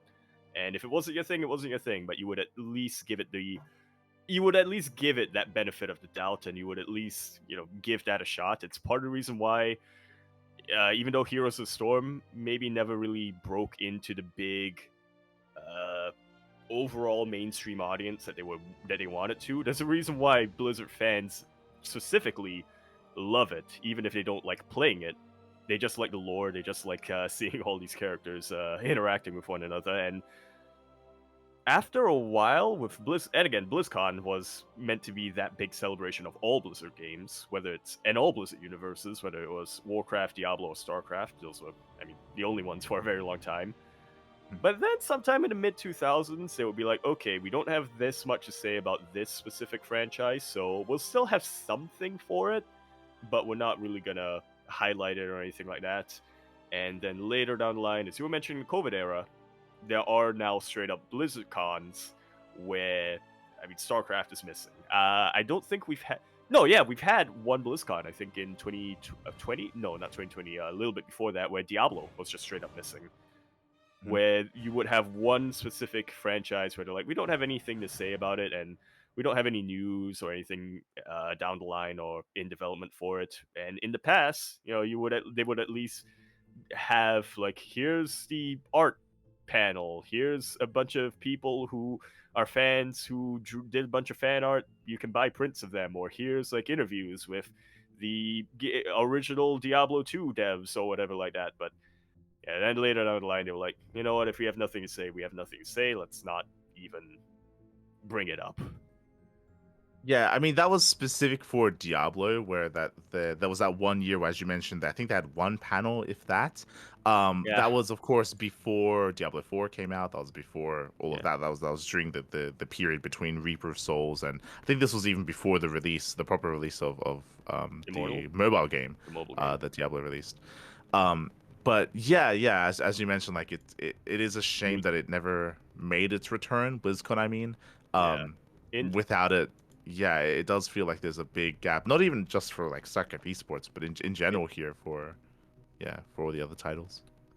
yeah, I mean, we were talking a lot about StarCraft. Obviously, this is a StarCraft show, but also I would also say heroes, right? In the past, in BlizzCon, even if they didn't really have much to say, they would be like, okay, here's a new character that we're planning to put out. It's very gimmicky, which is why we saved it for BlizzCon specifically to see what's happening. But yeah, you don't see heroes at BlizzCon anymore. You don't really see StarCraft at BlizzCon anymore. Nowadays, we're seeing Diablo because Diablo 4 is out, and obviously they wanted to generate hype for it, and they want to also celebrate it quite a bit. But I'm personally feeling kind of pessimistic on that as well. I'm kind of waiting to see which is the year that Blizzard forgets about Diablo once again. I don't think that's gonna happen anytime soon, at least until Diablo 4 Well, dies out we'll a little bit see. more. But yeah, like if you remember when the keys to like StarCraft 2 Esports were initially handed over to ESL, if you remember originally, and again this is before COVID, Hey. before everything locked Mhm. down, initially Blizzard said that they were going to have like these like show matches and still StarCraft Esports at BlizzCon. If you remember, that was the plan. They were going to Yep. have show matches. They were going to have their own invitational, most likely as well, just to feature the game. That was the plan coming into 2020, and then of course COVID hit. BlizzCon, went on a extended hiatus for many, many years, and then after it came back, like it never came back with StarCraft 2, right? As you mentioned, which is a shame, and don't know if that's ever gonna happen again. Unfortunately, same with like Overwatch or Heroes of the Storm. But yeah, we can always be hopeful when it comes Yeah. to its return. But yeah, Now that you mention it, I feel like Overwatch is also on a timer over there at Blizzard. Because, in the past, they would at least every BlizzCon, they would be like teasing the PvE mode and be like, you can play a sneak peek of some of the levels. And then now that they've announced that that's not going to be a thing, I guess they can do character reveals at BlizzCon for Overwatch, but Hmm, it's sure. not the most. It's not as exciting as full on new content. Mhm. For sure. As that, I believe, wrapped up the discussion for the first parts of the Chobra interview. I think the final thing they spoke about was was Archon mode. Mhm. I think the last Chobra event that he attended was Yeah, like how the Legend show matches and how big Archon. Blizzard was like really trying to push Archon mode, and getting MVP and Boxer in one team versus Nesty and Yellow in another team to have that Archon show match and be like, guys, this is how you play StarCraft if you're afraid of laddering in 1v1. Now it's 2v2, except one job. Mhm. Yeah, Yeah, it's that yeah, it didn't is. go anywhere. Yeah, it's a shame that they stopped promoting it. Personally, I do feel like there was a lot of potential with Archon mode, and it could have been so much more than it I was, but unfortunately they didn't push it. Yeah. Well, they pushed it really hard, but the other perspective of that is, it's something else that people say. Hindsight's 2020 is that maybe they shouldn't have pushed Archon mode that hard and instead pushed the co-op mode. If they did want a less stressful version of StarCraft, because that is what more people gravitate towards as opposed to Archon itself. But I can definitely see where you're coming from. Archon, very similarly to how team games have a different meta to 1v1. Archon mode also has a little bit of some different strategies that just flat out are not, you cannot pull off in 1v1, and certain things that, if you were to do it in 1v1, it would be criticized as being inefficient. In Archon, it's actually better, and obviously vice versa as well. Yeah, I would have said like again outside of that introduction year of Archon mode, like they never like had I don't know like another official Archon Archon League. mode tournament. Not even league, but like even just show matches, right? Just have a show match like Yeah. at your WCS or at your DreamHack, at your It IEM, just to what make sure that people are aware of it. Same with like what 2v2 for example as well. what they should have done is gotten players who not necessarily hate each other, but yell at each other a lot into Archon, and then also have a mic in the booth while they were playing. So like, get Ryung and Zest in an Archon team versus Maru and Bjorn, and just have them yell at each other the entire time. Hmm. Yeah. I mean, we like again, like we got a little bit of that when it came to the WTL 2v2 show match that they had, right? The big tournament that they had, and we got to see like those Mm-hmm. interactions. We got to see players be like friendly with each other Yeah. and all that stuff. Like again, like that's like it's crazy to think about, but that's almost like untapped potential that was never really invested into. Right? Like 2v2 fell by the wayside real Mm-hmm. quick for Yeah. like for esports. By the way, speaking of Archon mode, I just want to bring up because I've seen a very interesting initiative lately where people decided to organize just laddering session for Archon, where like Yeah. essentially Oh. they just said like at on this day at this time we're all gonna be laddering as long as anybody wants to, and yeah, that's one way to find ladder games for Archon because it's not very popular mode unfortunately. Yeah, like the Takes consensus quite a is while, to find a a lot of match. yeah, a lot of people just don't even know that Archon mode has a ladder, right? Like that's how little was pushed and how little was promoted, unfortunately. So it is a mode that just is just kind of in the ether at the moment. But yeah, it's really cool that they're pushing that initiative to run these big ladder sessions to actually have matches to find. Otherwise, you just can't find any. Yeah. So, yeah. One final sure. thing. Yeah. One final thing about part one, as it seems like we're maybe wrapping it up and going into part two, is Chobra at one point kind of mentioned that about specifically about the female participation. He said that after a while, the organizers themselves realized, wait a minute, the people playing these games aren't bad looking. We got to promote them, and I feel like I need that for me. What does that mean? What do you mean by that? No. I need someone to push my not bad lookingness. Okay. We'll get you your fan group. We'll get it done, Yako. We'll get it done. Let's go. Yeah. For sure. That led us into part two. It led us into a discussion that, for whatever reason, was touched on briefly by other interviewees, but they never really went too in depth regarding match fixing. They spoke about, Yes, of course, like the match fixing scandals, and for whatever reason, like it was the Chobra interview where they actually delved into it a little bit more so than the well, others. I think it's one thing specifically, and it's because Chobra is involved in other esports as well, and is also very up to date over the what goes on. And I will say this: I appreciate this greatly from Chobra because it was a suspicion that I and many other people had, but I'm glad to see somebody. I'm glad to hear somebody confirm my suspicions, which is they were talking about match fixing scandals in StarCraft versus Counter Strike, and how Mhm.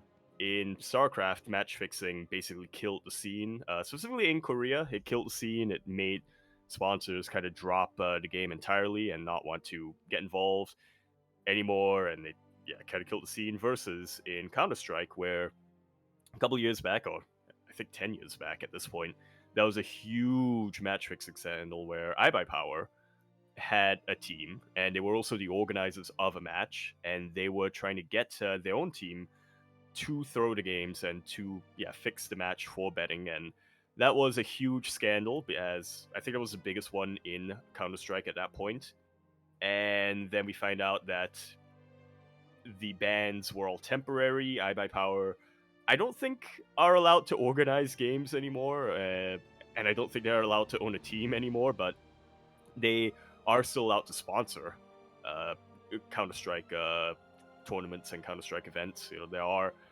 There have been a couple of tournaments after that scandal where the players were playing on iBuyPower PCs. So, yeah, that was a whole thing, and it didn't seem like as big of a deal. And Chobra, again, kind of confirmed what we all suspected.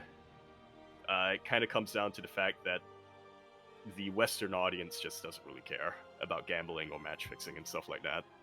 Yeah, I mean it's Whereas it's a I think lot more taboo in Korea and in mostly Korea. Asia overall, gambling is considered a pretty serious vice, but Korea especially, it's very, very taboo. Yeah, I think Chobra kind of missed one of the big points when it comes to how big match fixing was for StarCraft, and you kind of alluded to it yourself. I don't think Chobra really brought it up too much, but as the fact that StarCraft 1 and StarCraft 2 are very much so like Korean esports, like they're very much more ingrained. Right. Like CS:GO is not really a thing in Korea. Like CS:GO is like not They had really a popular. knockoff Counter Strike that they Well, played in Korea for a long that's what I time. mean. So it's They like, they would they would rather play other FPS knockoff games than CS:GO yeah, or like than CS. Like CS is not really they would rather uh play the pay to win. Uh, mhm. the pay to win, what should we call it? Black shot, I Yeah. think is what it's called. yeah, like for whatever reason, CS:GO never really took off in like the East, right? Like in the Asia region. So because of that, uh, something like match Which fixing and betting as well, there's a very different perspective on it because it is illegal, straight up illegal in Korea, yeah, right? Like a lot of these players, they weren't just fined, but they went to jail and stuff like that. When it comes to life, for example, like it was a much bigger mhm. deal because of that. When it comes to something like CS:GO, they don't have that kind of like quote unquote weighing them down or loading over their it, shoulder. Like they don't have that perspective on it as much. it's kind of funny hearing it from Chobra, who obviously has a perspective of these two regions and describing it as in Korea, gambling and match fixing especially, that's some or gambling specifically, that is you don't want anybody to find out that you're a gambler. You'll like get ostracized for it, uh, or potentially have worse consequences on you. Whereas in the West, and especially in the US, people are like, "Yeah, I shouldn't gamble, but I'm gonna bet anyway. I shouldn't do Well, this, it's but yeah, yeah. Well, gambling is a lot more accepted, right? Like it's very much so accepted. Like especially, I think they spoke about like how there's like gambling sponsors for the Super Bowl, right? For example, yeah, right? Like that's like gambling is kind of very advertised normal. now in the Yeah, US." it's normalized for regular sports, right? It kind of one comes with the other almost. And because CS:GO has a lot of gambling when it comes to like skins and when it comes Yep, to just there's just so much more right. gambling That like also endemic to it. Mhm, yeah, that was actually also another really good point you brought up that I kind of forgot until you brought it up again. It's that mhm, yeah, the whole loot box system in mhm, CS:GO kind of primed a lot of the player base to kind of I don't want to say primed, but kind of led to this style of thinking that you're describing. That yeah, mhm. it's not great, but you know, if it was really bad, then there would probably be regulation on it. Which, as we know nowadays, that's not really the case. I mean, even the EU is having trouble. The EU is trying to regulate loot boxes in video games, but that's not really going. That's not really going anywhere for the foreseeable future. Yeah, it's just it's right. It's like it's just a very different outlook on the two games and a very different perspective as well. And something that does ring true It is as you mentioned the international audience. Something that would bother a lot of I remember bother Crank bothers me as well. In the years preceding what happened with yeah, Life, you'd often get people coming into Twitch chat be like, "Oh, like why isn't Life what's the back? Like big why isn't he still deal? playing?" Like, you know, Whereas yeah, exactly. But again, a lot of that is because of how serious that is in Korea, right? Because it right. is very different there, where gambling is illegal. Like you mentioned, how like how if you're in Korea, you can't like admit to gambling. Well, straight up, like you can't gamble in Korea. Like You you have can, to yeah. um definitely jump Used through to hoops to do that. used to not be allowed to gamble in Singapore either, but then now you can if you pay a fee. There you go. Yeah, it So mhm, very a very Asian thing, I think, to have that very strong stance against gambling or to view gambling as this really really serious vice. mhm.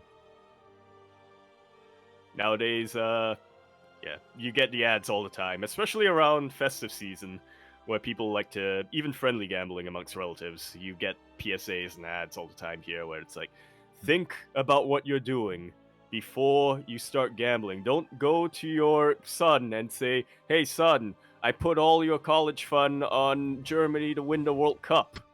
Uh, so let's see if you have a future." And then, oh well, Germany won. Well, this PSA backfired. Yeah. It's just a very different culture, right? Like very different Yeah. culture around the esports, like specifically, which is I guess interesting to look Esports, at, right? sports Where it's betting, like yeah, and where these are like it, international games, but despite that, like they're perceived in very different ways. yeah. Because I will say another thing, just adding to this discussion a little bit. I feel like with sports betting in general, I mean, it's very taboo because obviously it's illegal in most of Asia. But I think a big part of that tabooness is also the fact that when you say sports betting here, people immediately think horse racing specifically, which has its Mhm. own stigma. I think when people think of horse racing, they think of the mafia and stuff like that. So I guess that's another element to why sports betting is more of a big deal here compared to in the West. Mm. Yeah. And I guess it's kind of weird to see how different these esports can be. Like I think even like Richard Lewis, because he's a lot more ingrained in Counter Strike. Like Yeah. he's even alluded to the fact that like match fixing is still happening. Like it's still very much so happening. Mhm. It's something that's very difficult to keep track of, or very difficult to catch players on as well. And even then, like you could argue that like the viewer base doesn't really care as much. So there's definitely a lot happening there. Um, but yeah, it And if the is viewer base in a doesn't way. care, then the sponsors probably won't care. So Yeah, it's kind of crazy to think about. Like from the soccer perspective, where we're like, mate, like one big moment, like with whether it came to Savior in Brood War or Life, and I guess Prime as well in SC2, and that kind of destroyed Korean esports. Um, but at the same time, Korean esports is also that much more important to us, more so than these other esports, right? Um, yeah, yeah, for sure. yeah. And that did end And up leading. Oh, go on. I was just gonna say that, and to anybody who might suspect that, because I feel like this is still a really popular narrative nowadays, which was the idea that Keswa was looking for any excuse to drop StarCraft 2, and they just kind of Mm, glommed, and they just immediately picked. They just decided that the match fixing was going to be their excuse. That I don't think is true at all, mm, and kind of supporting evidence for that, I would say, is that StarCraft 2 still had really good viewership compared to a lot of the other smaller games that are still on Kespa, that despite not doing anywhere near the numbers of StarCraft 2, domestically, in Korea specifically, are mm, still getting investment and are still getting sponsors. So things like Kart Racer and stuff like mhm. that, the smaller esport titles. It wasn't. Yeah, You could argue that there wasn't going to be this decline in StarCraft 2 esports in Korea anyway, but there's no. I don't think you can really argue against the fact that it was match fixing that killed it. yeah. This is also why I wish that this question was also probed a little bit more on Crank and maybe some of the other Koreans as well for their own greater perspective. Because I think whenever they were asked it, it was a little bit more surface level, or maybe it was more discussing about the outcome, like the aftermath of the match fixing, less so like the reasoning behind it, or I should say kind of like the reaction from the Korean fan base, from the Korean community. I don't think we got too in depth when it came to those interviews, where it would have been really good to have heard a little bit more from that, especially from Crank as well, Yeah. just because I know he has spoken out about it before. But yeah, I would echo that. Would definitely agree when it comes to what happened with Keswa, what happened with Pro League and all that, um, which is definitely a shame looking back on the Yeah. history of StarCraft. And I'm sure Zomagub is going to be delving into it a lot more when it comes to the documentary that she's putting together. Yep. And that's kind of like the black stain, right, of Korean esports or Hmm. the Korean StarCraft esports. So yeah, I don't think you could really gloss over it. Hmm. For sure, for sure. There was a brief like discussion afterwards, if you remember, with Chobra talking about um, Korean dominance. I think it was Hmm. discussing how like it isn't just in esports, but in a lot of different aspects of Korean Yes. culture.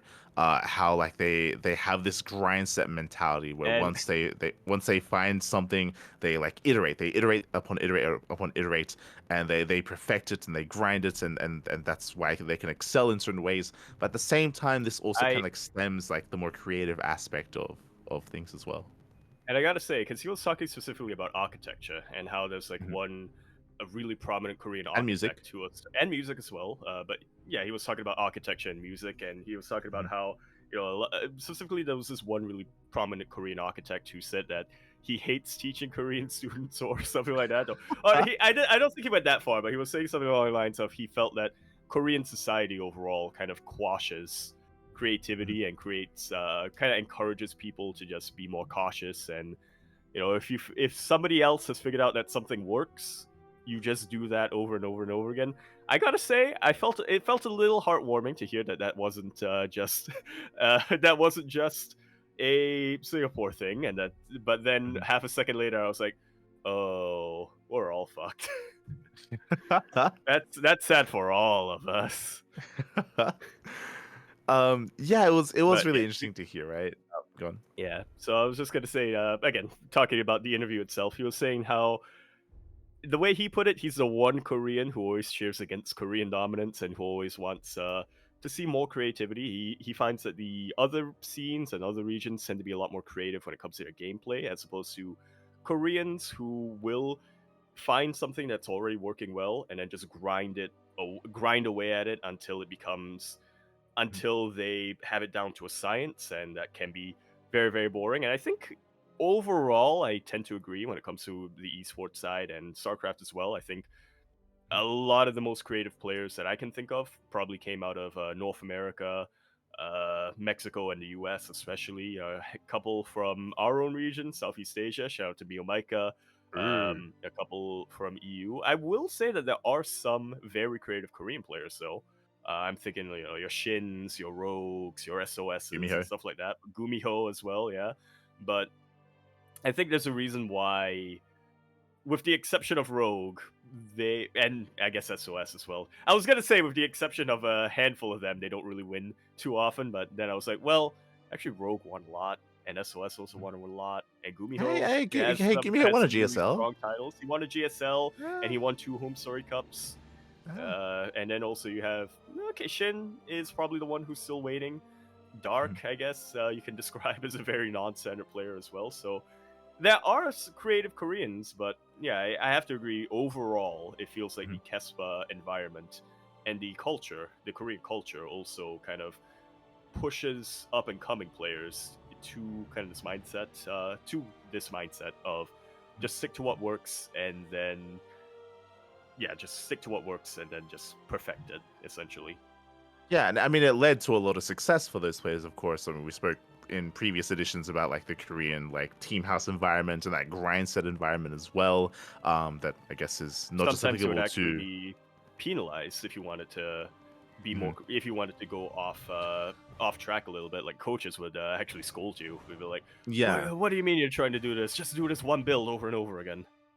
yeah, but and we saw a lot of examples of that when it comes to a little bit later. I mean, there are plenty of examples of Koreans actually reaching out to foreigners to actually get Yeah, inspiration or Sue, to that's a get big one. builds. Like, yeah, infamously, it was Cats, right? Like Cats, he would give a lot of builds to DRG and to Sue as well. Like he would kind of come up with these builds, he'd give them to them, and then they would refine it themselves, right? But like that more creative aspect, the initial spark, the initial build would typically come from outside of things, whether it's from players like Cats, Haas as well. Haas would Yep. also come up with builds, and then Koreans would see that, then latch onto that when it comes to some of the European players as well.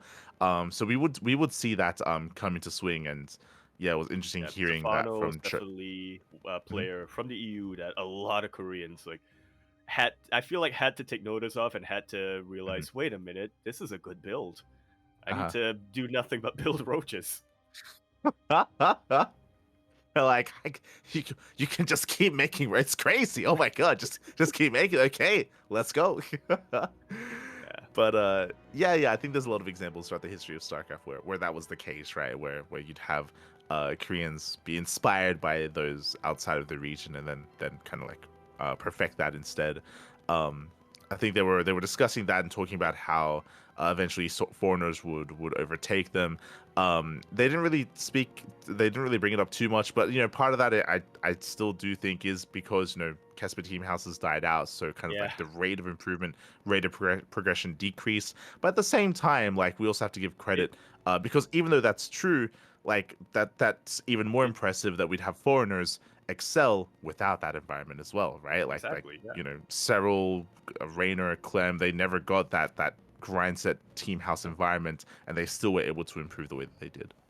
yeah. Cyril especially because like Clem and Mhm. Raynor, they did have a little bit of time in team house environments. Raynor was the youngest member of my Insanity for a very long time, and yeah, spent a few years. So I spent a decent number of time in the Swiss house. Obviously, Clem has look at boot camp Mhm. and things like that, but True. Cyril not once ever stepped foot in the team house. Never went to Uh-huh. Korea. Never went to.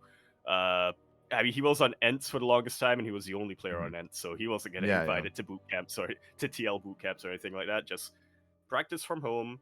Had a really good studied builds, studied what went well for him, and what analyzed what his strengths were, and then just in a way kind of did the Korean method and just perfected what Mm. worked, but not just looking at other people's builds and trying to do that and trying to copy that, but rather just perfecting his own style Mhm.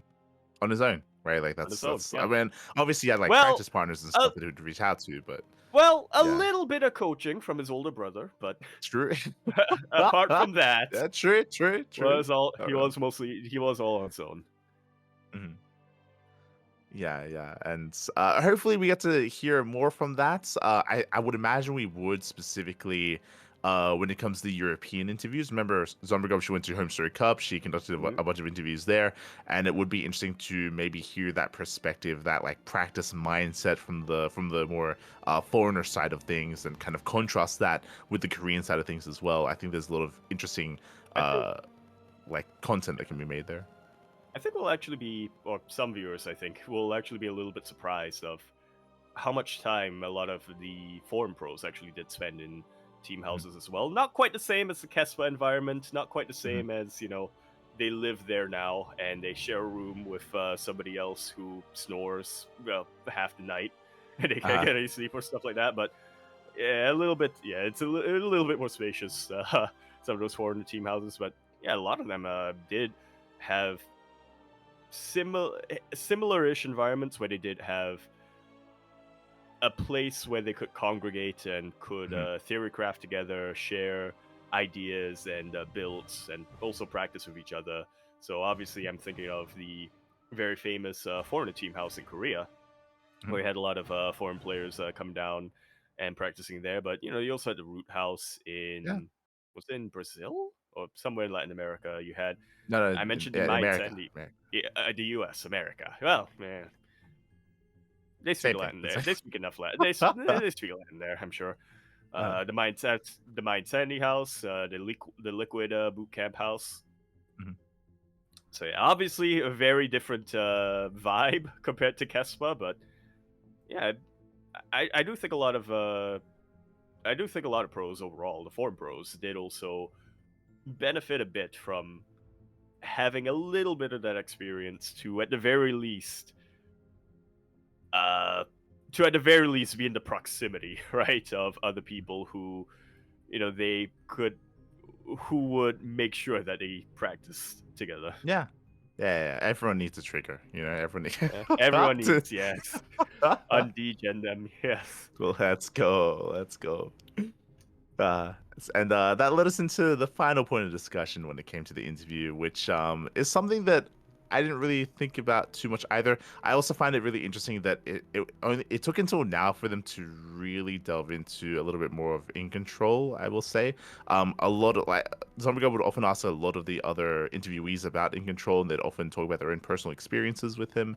Um, I think Chobra, especially because I guess he has experience in other esports, did actually bring up the fact that um, in Control, Jeff, he had definitely a role that he played in a Yep. broadcast in the show in the StarCraft esports that's never really was replaced, never really got filled again, and is definitely a personality type and a character that he hadn't seen himself since then in other esports, whether it's in Dota, Yeah, League of I Legends, or CS:GO. I think the way Chobra described In Control was if you knew absolutely nothing about a broadcast and you knew absolutely nothing about In Control as well, and if you watched him for the first time, you would think, what a jackass! Like this guy's like just playing a fool, like doing whatever. But then you look a little bit deeper and you look a little bit into how he was doing things, and he was just kind of pushing the broadcast to see he was just to see the fact that he was basically pushing the broadcast in a certain direction with a lot more finesse and with a lot more care than you might initially suspect. Yeah, when it comes to his jokes, when it comes to what he would say, and again, it's something that we saw a little bit of. I think Kuro would fondly remember this, but for ANZ Champs, something that we had a lot of fun with. That again, I don't think ever outside of Jeff, of course, ever was replicated in any of the other esports. Maybe a little bit of the like COVID era StarCraft stuff, a little bit. What I'm referring to is having fun and joking with the production team. Yeah, Whether it's the director of the show or producer of the show, people or behind the camera, yeah, or people behind the camera, and having that as like a quote unquote the like entity, like a audio guys. Yeah, like a character itself as a part of the show, like the production team, right? I remember that was done a little bit during the COVID era because Wardy was handling the production, like he was like yeah, basically just streaming and then switching scenes and everything, and sometimes like Kalaris or the other guys would poke fun at that a little bit, but when it comes to like the in-person events, like that was never really done. yeah. In Jeff would poke fun at production, at the sound I guy, right, at cameras and stuff like that, but no one else would or did do that afterwards. yeah, I'm not sure if etiquette is the right word for it, but Mhm. it's usually the rule for a lot of broadcasts in general, whether it's esports or any kind of live event that you're having, is you want typically they want the audience to forget about the fact that it is a broadcast, that there are people in Mhm. production who are mixing the sound levels or they are doing all of this other things and whatever. So I feel like a lot of people who are trained, a lot of talent who is trained, uh, to be Mhm. broadcast talents, usually keep that in mind, and they do Mhm. just kind of minimize it to an extent to try to. And I think Chobra actually talked about it a little bit in the first part of the interview, where he's like, the broadcast wants to create this illusion where Mhm. they are in the room with you, essentially. And so that's not really something you see too often. But in control, it's like, well, that's you could still remind people that this is a production, that they're not. We can still shatter that illusion, so to speak, but still also create something very entertaining and have fun with it. Yeah, I mean, because of that, Jeff had a way of like connecting with the audience, connecting with the Twitch Yeah, chat. If there was ever like an issue, like that everyone was in it together, sort of thing, like he was able to kind of like break those barriers and kind of like allow that to be, yeah, a bit of a different experience. As you mentioned, Chobra, he spoke about how like whenever he was on the show, whenever the producers would speak to him, he'd just listen to whatever they had to say. They were like, okay, like I'm here, I'll follow your lead, yeah. sort of thing. It Whereas Jeff, he would often try to take that away a little bit, or try yeah to do it things his own way, it and to the benefit of the show, like more yeah. often than not.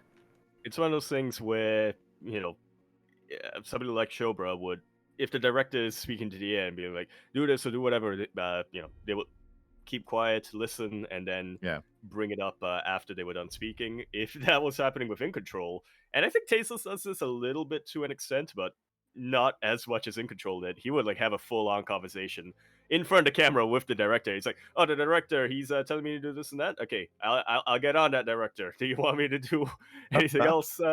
The audience, I got the audience listening to you. If you want me to tell them anything or stuff like that. Mhm.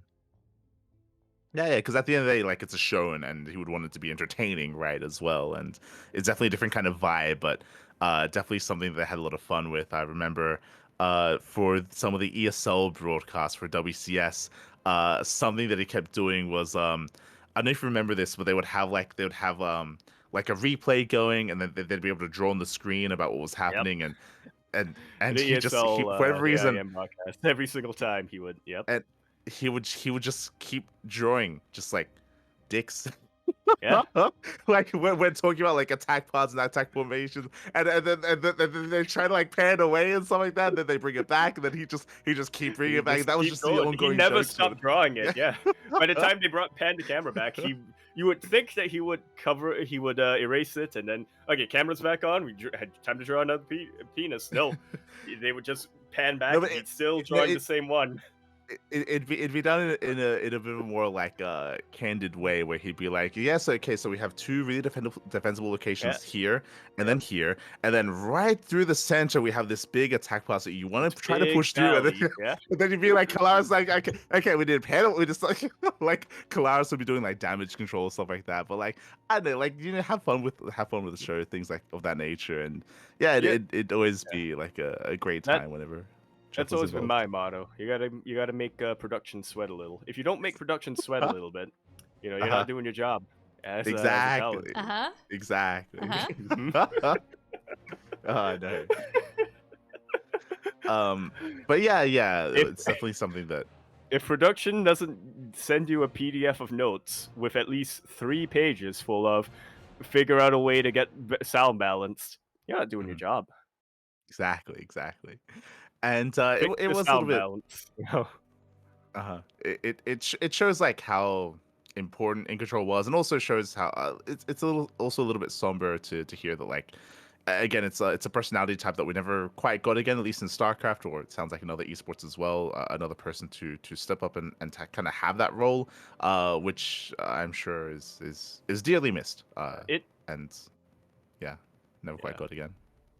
I would 100% say so as well. I would just like to ask for viewers who are involved, very much involved in other esports and stuff like that.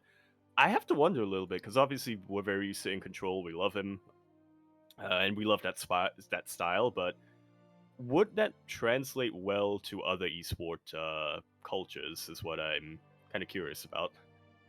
Hmm. I think so, Yeah. but yeah, there's definitely some that I think might not appreciate that style of kind of pushing the line or pushing the boundaries and Mhm.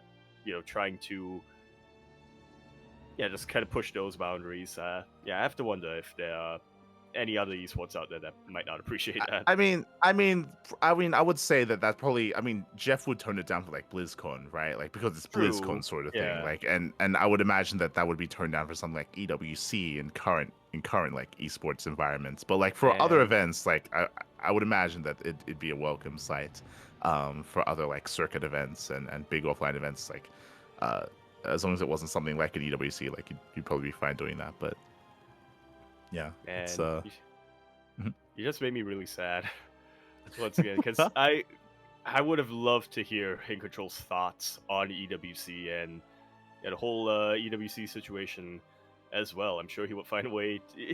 I'm sure he would have a couple of opinions, and he Mhm. would definitely find a way to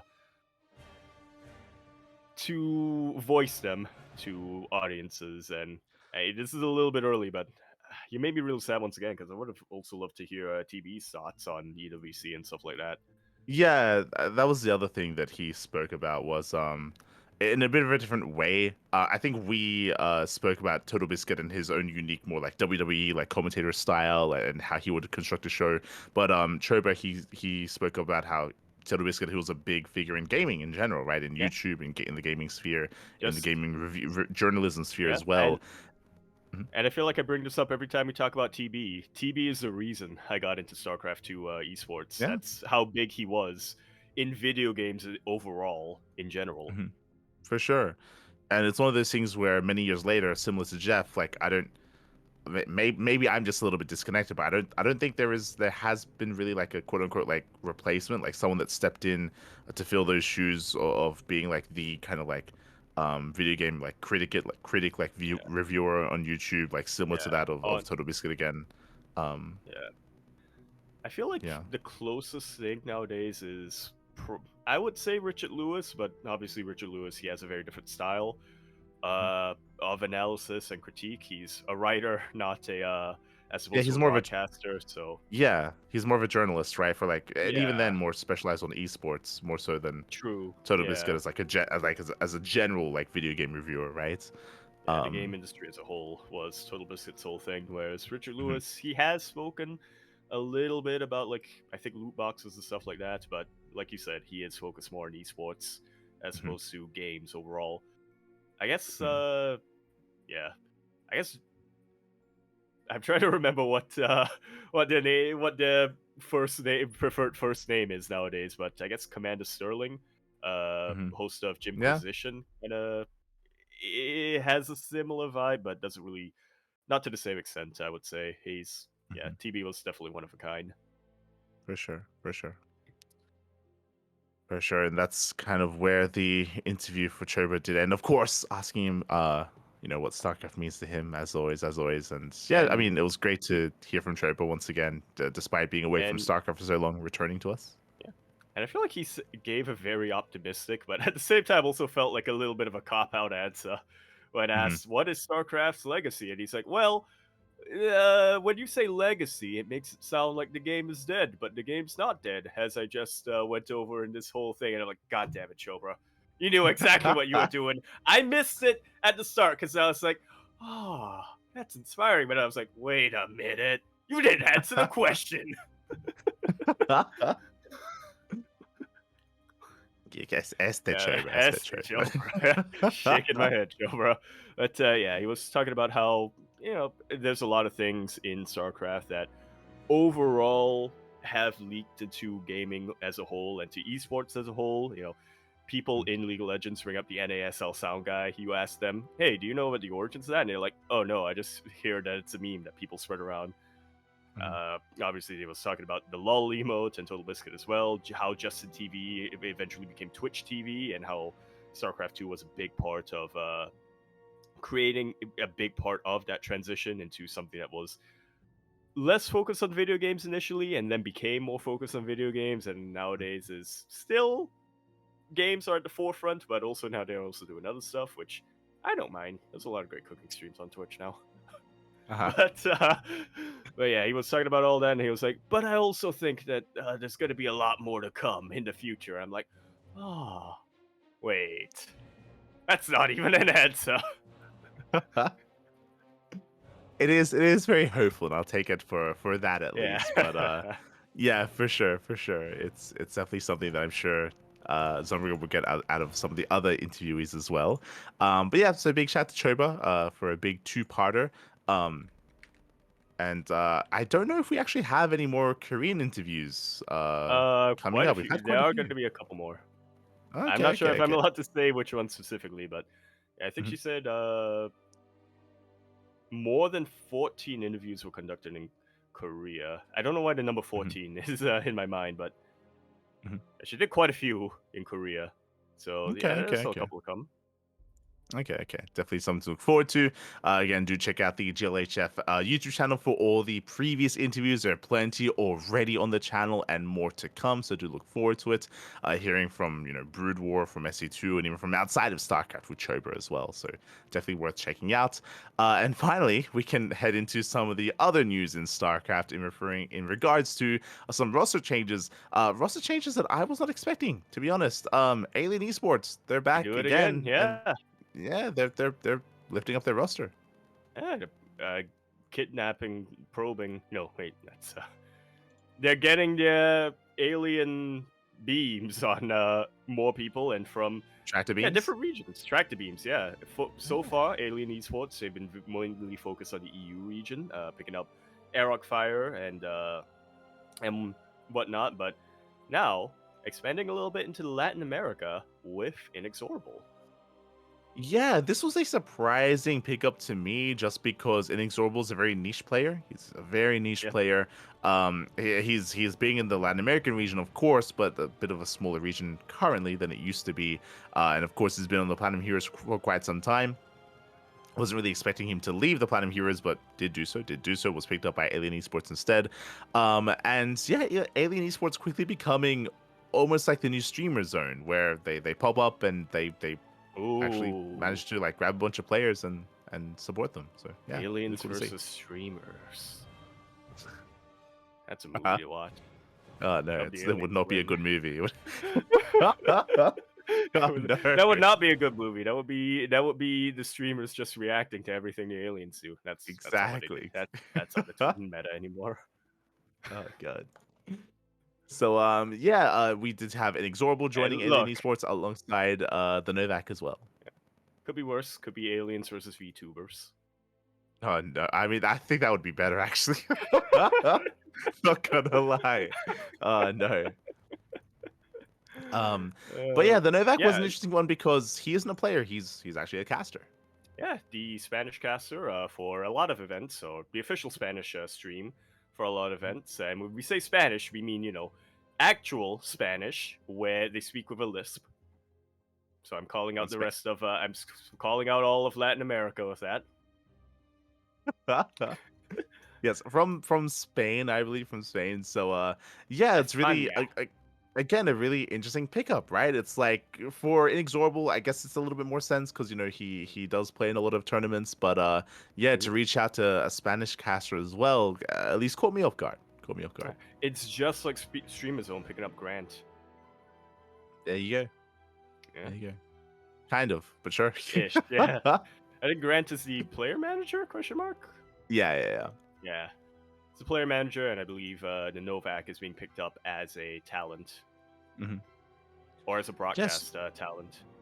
Yeah. So really interesting acquisitions here, and again, best of luck to Alien Esports. I only hope that they don't, grow too much too quickly. Hopefully they temper themselves and they're able to maintain themselves as well. But yeah, regardless, really cool to see that Alien Esports are continuing to invest and support StarCraft. Yeah. Picking up where a lot of teams kind of left off, which, again, we've spoken about it a lot. I personally do not blame the team owners at all for, investing less in SC2. It just doesn't really make as much monetary sense for them. But so again, I especially the ones who are creating sponsoring these teams out of their own pocket as opposed to getting big investors or sponsors in as well. But I definitely get where they're coming from, and when it comes to investing less. But yeah, I'm glad that we do still have teams like Alien Esports and like Streamer Zone that have somewhat deep enough pockets, shall we say, that they are willing to pick up more and more players. Yeah, for sure. So great to see new teams popping up or even old teams coming back and reinvesting. What are they investing for? Well, we have some updates in regards to EWC. We actually have multiple updates to this.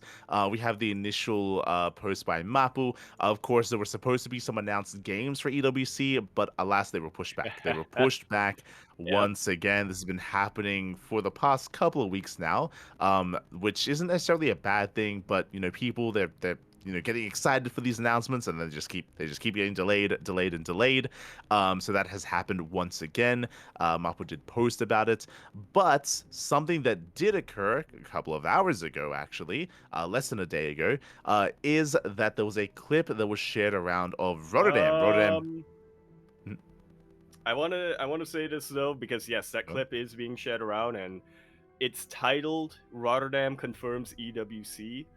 uh-huh, I want to point this out for people who didn't go on the SC Reddit. uh-huh. Rotterdam did clarify in the comments of that clip. He's not officially announcing anything. Yeah. He's just feeling very, very, very optimistic that there will be some form Mhm. of StarCraft 2 at I, EWC.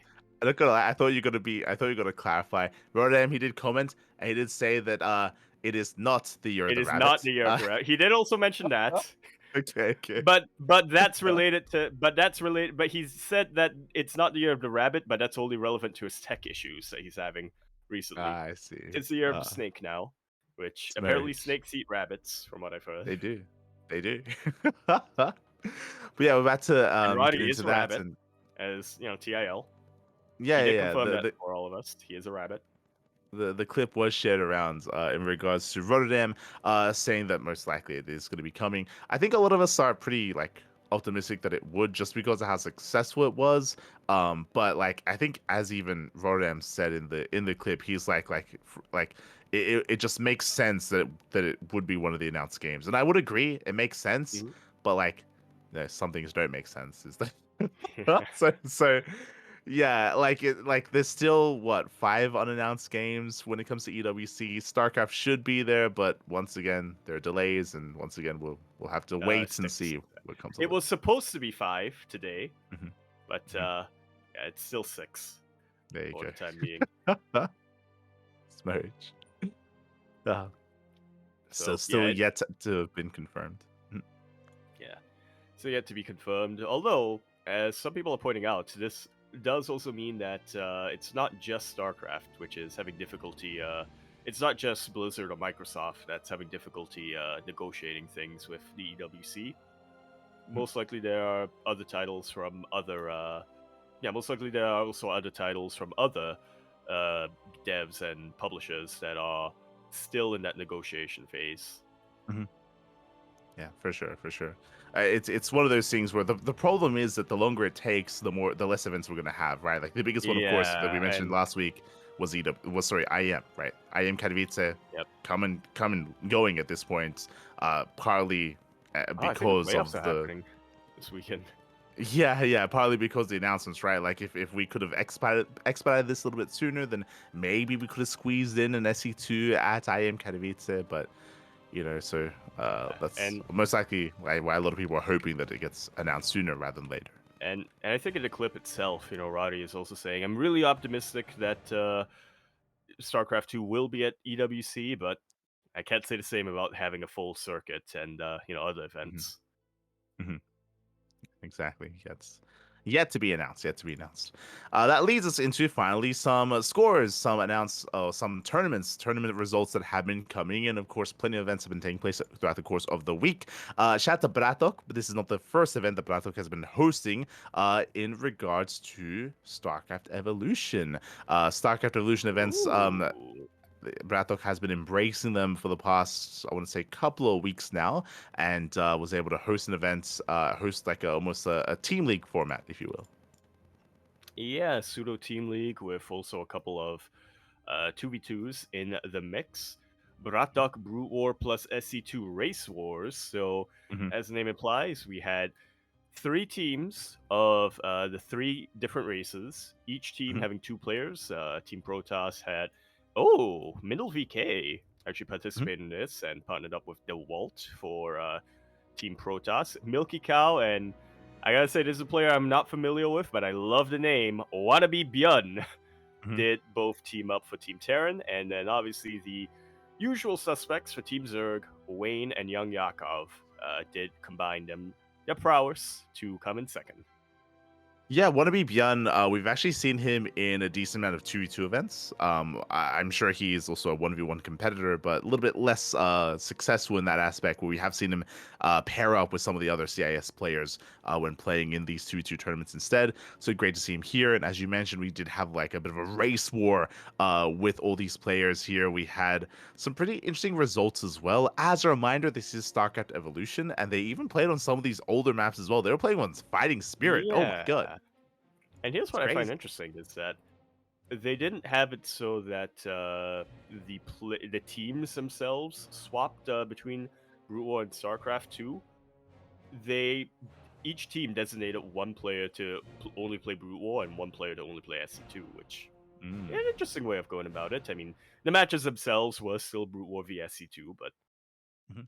with the exception of the I think with the exception of the team the 2v2s, but I could be mistaken there. Yeah. Interesting. I mean, when it comes to the pairings that make sense, Jan Yakov has been playing a lot of StarCraft Revolution, so he was the Brood War player. Milky Cow also playing a lot of StarCraft Revolution, also the Brood War player as well. And then we had DeWalt stepping in as the Brood War player for Team Protoss, so did have them facing off. It looks like we had tied scorelines in round one for Terran and Zerg.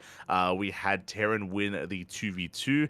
Zerg is considered to be a little bit weaker in 2v2, so we'll see if they do get some wins there. And Zerg, they actually won round three. Oh, okay. They won round three in the end, taking down Milky Cow and Wannabe Björn. Oh, yeah, Wayne almost all killed, but then Milky Cow came in, took Hmm. him down twice, but then Young Yakov, he was still alive, so I was able to take them both down in the end there, so Hmm. yeah, pretty cool. Good for Yeah, Wayne. definitely. That does bring us over to the Zerg versus Protoss. So basically, we had something for every Yeah, matchup. For every matchup here, did have something a little bit different. We had a much more dominant showing here from the Zerg side. Part of me yeah, wants to say that, unfortunately, I mean, Middle VK is a great player. DeWalt, I'm less familiar with. It would have been nice if we had, maybe players like some of P-Power the or yeah. Aimless, There are definitely more notable Protoss players that could have been chosen here, and I only bring that up just because when I think of the top Zerg players in the CIS region, it is Young Yakov and Wayne, right? Like you Yeah, do not get better than that. I That's like the best of the best that you can get. I would say that looking at the participants here, overall, I would say Team Zerg is the Mhm. heavy favorite. I'm kind of surprised Mhm. that. Well, I say I'm kind of surprised that they ended up losing to Team Terran, but they did have a point calculation system True. here, so Mhm. Yeah, it's not too surprising, but yeah, like you mentioned, much more dominant from Team Zerg this time, and this time Wayne was able to all kill. Ooh, yeah, he all killed in the third round and in round one. And so Wayne with the carry against Protoss, I should say. And they were, of course, able to win their 2v2 match as well. That led us into the Protoss versus Terran, which was a little more intense, a little more back and forth, at least in the first couple of rounds. But in round three, we saw Milky Cow clean It, house. Again, Milky Cow has been on a tear as of late. yeah, this is the only 2v2 that wasn't the full sweep, so I definitely appreciate Mm. that. True, true. Worth checking out. Definitely worth checking out there. Again, if you want to tune in, check out Bratok on YouTube and Twitch. He has been organizing these on a semi-regular basis. I don't know if he has like a schedule with how regularly he wants to host these. But again, it's been great to see Bratok, for whatever reason, like taking interest in StarCraft Evolution, and in this kind of format. Well, he's older, so True. he's old, so Yeah, that's usually how it goes. You know, when they show interest in StarCraft Evolution, it's like, oh, how old are they? yeah. Ah, I see. You don't have to go at them like that, Jakub. Calm down, Papi. Calm down. Also, you say I that think, young Jakub has been playing Protoss. Just saying, just saying. Sorry, has been well, playing Brood War. Just saying, just saying. yeah, But is it young Yakov called old Yakov now? yeah, True. exactly. He's 20. He's old. Yeah, he's gonna need that walking stick real soon. God no. Well, that will lead us into StarCraft Evolution. SCL number 7 is back, by the way. We have not casted StarCraft Evolution, I should say the league, the StarCraft Evolution League, since December, since early December. That was when the full championship was held.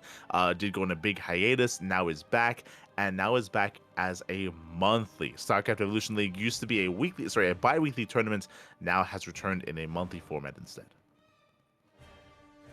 Yeah, a little bit more manageable, I think, for both the players as well as the organizers, and also. But apart from that, I would say that a lot of the format is going to be kept the same. So ideally, we're still going to be having seasonal finals based on the results of the SE Evo monthlies. Mhm. Yes, exactly, exactly. And also to change the format a little bit as well when it comes to these monthlies, double elimination. They made a double elimination from the quarterfinals moving forward, so now we have extra matches and extra series. It was a long broadcast. It was a long broadcast coming into this, I can and imagine. there was some big names stepping into the ring here. Coming into the tournament, my eyes were on the top four.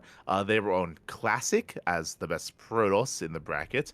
They were on Shin as the best Zerg player, Spirit as the best Terran, and my eyes were on 3 Point as well. Those are the players that I was definitely looking forward to seeing.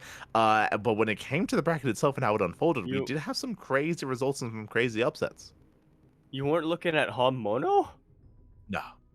Hamono, who was able to take a game off of Classic He did. He did. It was crazy. with It was his Brute crazy. War, Terran? Yeah. Yeah. Yeah. Cheese the hell out of him. Of course he did. Yeah. But yeah, as you mentioned, Homeowner, he did come out swinging, went to the ace match against Classic in the quarterfinals. I would say upset here from Rumieth. Rumieth is a Korean Zerg player. Rumieth, he mainly competes in StarCraft Evolution, rarely plays in StarCraft 2 tournaments. He took down 3 Point, took down 3 Point to 0, and also forced Classic to the ace match as well. Yeah, I'm now noticing that. Yeah, so a crazy Definitely a run really there. good result there, and also messed up a lot of predictions. I would imagine. I see Shin versus Mhm. 3 Point happening in the lower bracket round 6. So yeah, that's something that on normal circumstances, I would say is finals worthy. But neither of them made it to the finals, and both of them had to face the lower bracket. Yeah, yeah, exactly. As Shin, he was knocked down by Spirit. Spirit coming into this was the heavy favorite. If you remember, Spirit, he was the runner-up of StarCraft Evolution. He came second place only to Dark. Dark was the overall champion. Spirit came second place. So in my mind, Spirit, he was the heavy hitter to win it all.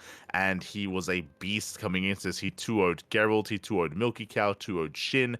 Shout out to Young Yakov. Young Yakov, he took down Quanta and also forced the ace match out of Shin. We just saw Young Yakov in the previous Bratok event, but he has been playing a lot more StarCraft Evolution, has been looking pretty good in the event overall. And a lot of clips were made actually regarding Geralt. Geralt, this was his first Ah, time okay. playing StarCraft Evolution, and Spirit did not Really? hold back. Yeah. I Yeah. that sounds wrong to me. I'm like, I'm sure Geralt played at least one I weekly, right, can or something like that. But I can confirm he I said in game as Spirit was I don't think he was cheating, but as he was running into his base, guys like, come on man, this is my first game. There was a lot of shenanigans. What was most funny about that series is it looked right like maps. either Geralt didn't know what maps he was vetoing, or maybe he was like, you know what, Spirit, you can just pick the maps, it's fine, because he doesn't know them. And game one was on near Isles of Siren. That is the new island map.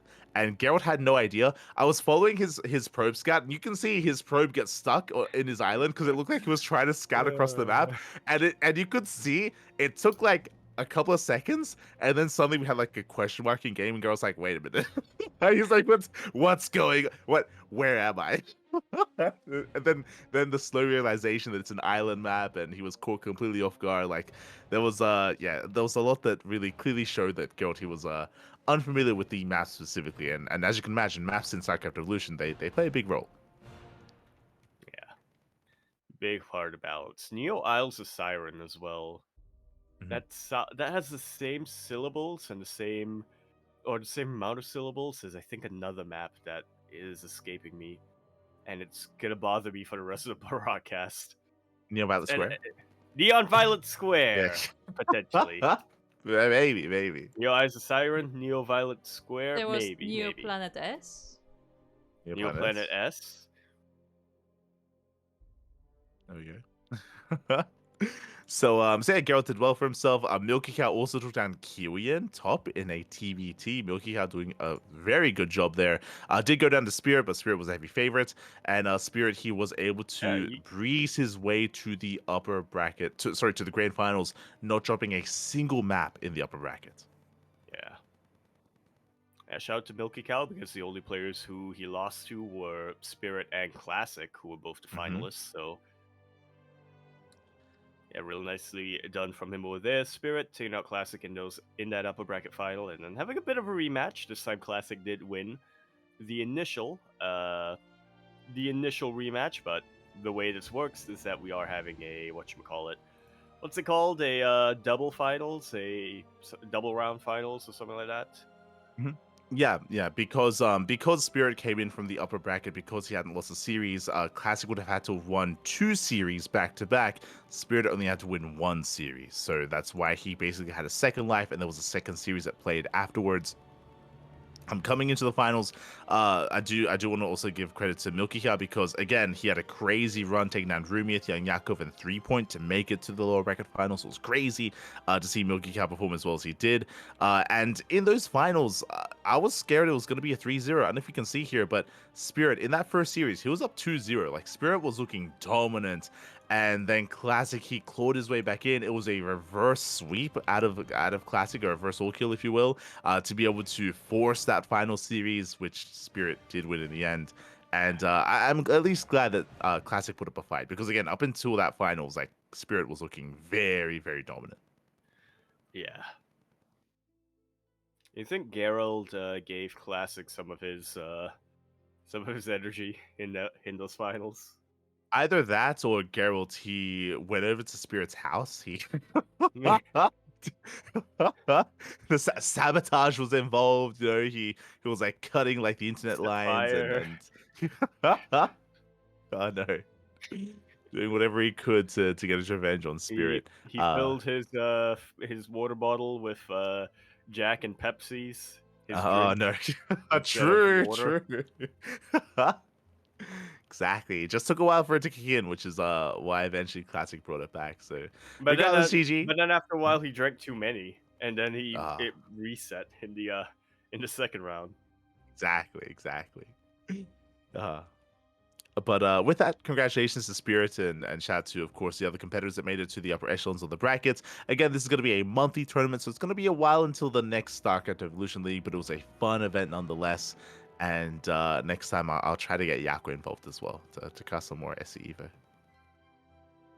Not before I cast WC3 Evo. Yes, yeah, Warcraft for 3 sure. Evo. We'll get there. We will get there as that leads us into the Magic Up Masters Cup number 115. This is another amateur event here on a regular basis, on a bi-weekly basis. It is capped to 4.9k MMR. It is a sister tournament to Masters 1 Open, and we got to see our regulars face off once again. Yeah, look at that, Captain Britain. He won quite a few of our tournaments and Mhm. participates quite a bit in our tournaments, facing off against Neo in those grand finals. Neo, who we've had the pleasure of casting quite a number of times. Mostly, I think, plays in a lot of Latin American events, but yeah, it's always nice to see him, regardless. Yeah, shout out to Neo. From Costa Rica, of course, did make it all the way to those finals, but Captain Britain did win it in the end. Congratulations. As you mentioned, plenty of regulars that we are familiar with, like Fletch, Xenodactyl, Dizzy Dwarf, Dream Matt as well. All players that we have casted ourselves in our own tournaments. So great to see them all still competing, still thriving here in the Magic Up Masters Cup. That leads us into the Passion Craft Emerging Stars number 2. Yeah, this one won by the very latest pickup for Alien Esports, Inexorable. Yeah, and I didn't realize this, but this is a weekly. Apparently, this is a weekly. We actually casted the first edition of this last week, so interesting to see this make its return here, becoming a regular event. And it is MMR locked. It is MMR locked to 5.5k and below. That is low GM or like low to mid GM even and below. So yeah, we saw Inexorable able to pop off against Letterlex in those finals. So you're saying I'm illegible. You are, you are eligible and legible. Yes, they can read me. They can try. They can try. So congratulations to Inexorable. Arguably, this was one of the events that actually gave him like notoriety or put him in the limelight and allowed Alien Esports to actually find him and come across him. Arguably. So regardless, GG. Well played. Yeah, nicely done. That leads us into the Code for Giants Cup, into our regional events, where we do feature Inexorable. Inexorable, he was able to make it to the semifinals. Likewise, we had Eric Master Kamikaze also facing off, and Eric was able to come out on top here with a 3-1 win. No bias, but congratulations, Eric does take it. Yeah. Congratulations very much to Eric. I was gonna say Inexorable, he would have won if he didn't go up against the biggest duck in the jungle. So In Brazil, in Europe. in Brazil, yeah. All of you. Exactly. So GG, well played. Mighty Eric Eric does take it there. Again, Eric, he has been actually flexing a new build, a new opener, a double hatch opener against Protoss, and he does it against Terran as well. I don't really like it as much against Terran, but he has been flexing it, he has been refining it, and it's been interesting to see the growth of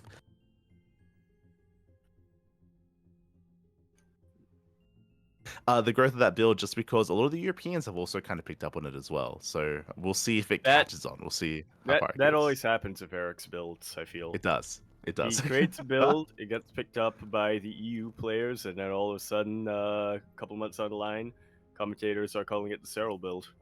True. Oh no. It hits too close to home. That this is us calling it out now. It's gonna happen. Yeah. You give us like 6 months, and then there's gonna be like a new Cyril build that mysteriously appears. We can see the through line exactly. We'll see Eric whip it out against like a Korean player. Mm-hmm. Pig will pick up on it and start fanboying over Eric once again and be like, "Oh my god, this is such a crazy build! Oh, Eric!" And then it'll get introduced to the rest of the players and especially the EU players. And then Cyril starts bringing it into his own rotation, and then later down the line, people start remembering it as the Cyril build. There you go. It's gonna happen again. But you know what? If it means more pig fanboying over Eric, I'll allow it. There we go. So look forward to that in the coming months, as that does lead us into the Rookie Warpgate Invitational 2025 Winter Edition, where we do have once again another kind of more amateur event from the Chinese scene, from the Chinese community. Players that I'm not really too familiar with, but a really large format and large group stage regardless. A lot of players getting involved. I do notice Bookman, at least. He is an admin for WTL, for SE Boy. Yeah. I also took a little bit of a look. The winner of this tournament goes by the name of Drink. I took a look at their team. It's huge. It's primarily, by the looks of things, an amateur clan or a semi-pro clan, but it is huge. I think it's one of the largest non-fully professional clans that I've seen coming from the Chinese region and overall as well. Especially in current StarCraft, right? In the current environment of StarCraft. So yeah, as you mentioned, a really big team. They have like their Rookie B team Warpgate, as well. it's called. Yeah, exactly. I'm familiar with some of these players, like Pioneer. I think we've seen Pioneer like win some of these amateur Yeah. events before. But yeah, congratulations to Drink. I mean, hey, he even got his own Yeah. Wikipedia page as well. Let's go. Drink, who defeats Uh-huh. Wu Ren Mi Huang, which means not your yellow. Sure. Sure. Pretty sure that's what that means. Yes. Google Translate says it translates to boogie pop, but okay. Yes. Yeah. There you go. I got asked today if I'm able to assist with Mandarin. I said What did yes. you say? Why did you lie to this person? Oh no. Oh no. Did you assist? Did you translate? I didn't have to. So Okay. Yeah. That's how you do it, man. You say you can and you just pray that that nothing comes up. yeah. Let's go. It worked. Yeah. That's my pro tip to everyone watching. Oh, no.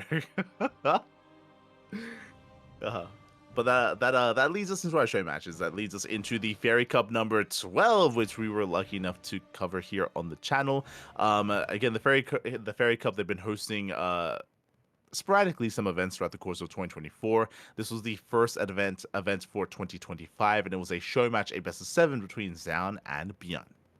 And already, I have to say, Light, I'm disappointed that I can't scrutinize the crop. I know. I was like, what? Wait. I was Little League Cup. They set a standard. They set a very low bar that we've yet to see a bar even lower than that. But we'll get there. Here, the graphics a little bit more professional in nature, but I love like the retro vibe when it comes to the aesthetic of the backgrounds. The Tron Mountain. Let's go. I don't know what's fairy about that. But Yeah. What's the theme though? I have no idea. This one. What are they gonna keep you doing this style? Because if they do, then I'm not gonna question it. But if they have something different next week, then it's like, why this retro style? Why Yeah, for we'll that have week? to. Why is something different this week? You know? Yeah, we'll be able to dissect the graphics in the coming editions to see if they do switch it up or not, and we'll try to find a theme. We'll try to figure out what's Fairy Cup about that Tron Mountain. Figure it out. Well, Zaun, Björn, Yeah. sounds a bit like Tron. The leap, the leap. Tron. Oh, okay, sure. Okay, are we? What? You lost me on the way there, mate. I was with you, and then I don't know where we went. Okay. Ah, okay. You lost the trail. The trail was 2 steps. Oh no. But yeah, they had a best of seven, went all the way to the ace match. Actually, went all the way to game 7. You do love to see it. Did barely go the way of Zaun. Zaun, there's been a lot of hype around him as of late. I mean, again, we've been seeing him take down players like Clem on a semi-regular basis. Zaun has been a beast, which is why I'm happy to see Bjorn facing off against him. Again, Bjorn, he's been a little bit more under the radar over the past month, maybe over the past. Maybe just over a month at this point. So yeah, to see them duke it out and go to the ace match was a treat. Was a treat. Yeah. Yeah, definitely. Zaun definitely has a very interesting PvT style, a very defensive one that I think clashes really, really excitingly against Bjorn's aggressive TvP style. So always a treat to Mhm. catch two of them, and yeah, especially when it becomes a full 7-game series. Mhm. Yeah, 100%, 100%. As that does lead us into the Soup StarCraft Global number 12. We do have a 4-player invitational and an interesting one as well. I was a little bit confused when it came to the first round. We have seen Dark has been playing a little Protoss recently. He's been off racing as kind of like Clem and kind of like Raynor, off racing as Protoss against other Zerg players. So that I was not surprised by. But if you look at this series here, mate, what was going on? Shin That's- also yeah. played. So not only did Dark play more Protoss than Zerg, he only played Zerg once in that matchup. Shin also only played Zerg once, played Terran once, and then played Protoss 3 times. Hmm. Oh yeah. He played Protoss. We saw some Terran getting involved as well. Just a crazy series here, and I mean, I'm impressed that Shin was able to defeat Dark's Protoss in the PvP. True. But then Shin lost his Terran, and then Shin just committed to Protoss again. He just stuck with it. Yeah, that's a smart way of doing it. There you go. And with that Dark, he Well does come played. out ahead in He learned in the hard way what happens when you play Terran. true. You get The Protoss. depression hit hard. uh, And try to this Moj just overzoomed him. Overzoomed? I think I tried to say overcame. consume and overcame. I think I tried to combine overcame and consume. Oh no. So it overzoomed him. The smudge was real. The smudge was just a little bit too real, and in the end, Dark does take it. Likewise, we saw Gumiho. Gumiho took down Rogue 3-0. Dominant performance out of Gumiho in the semis, but when it came to the grand finals, Dark, he was able to bring it back, and alas, this time Dark did not off race versus Gumiho. Did commit to his main race, and with that, did win 4-0. Yeah, unfortunate.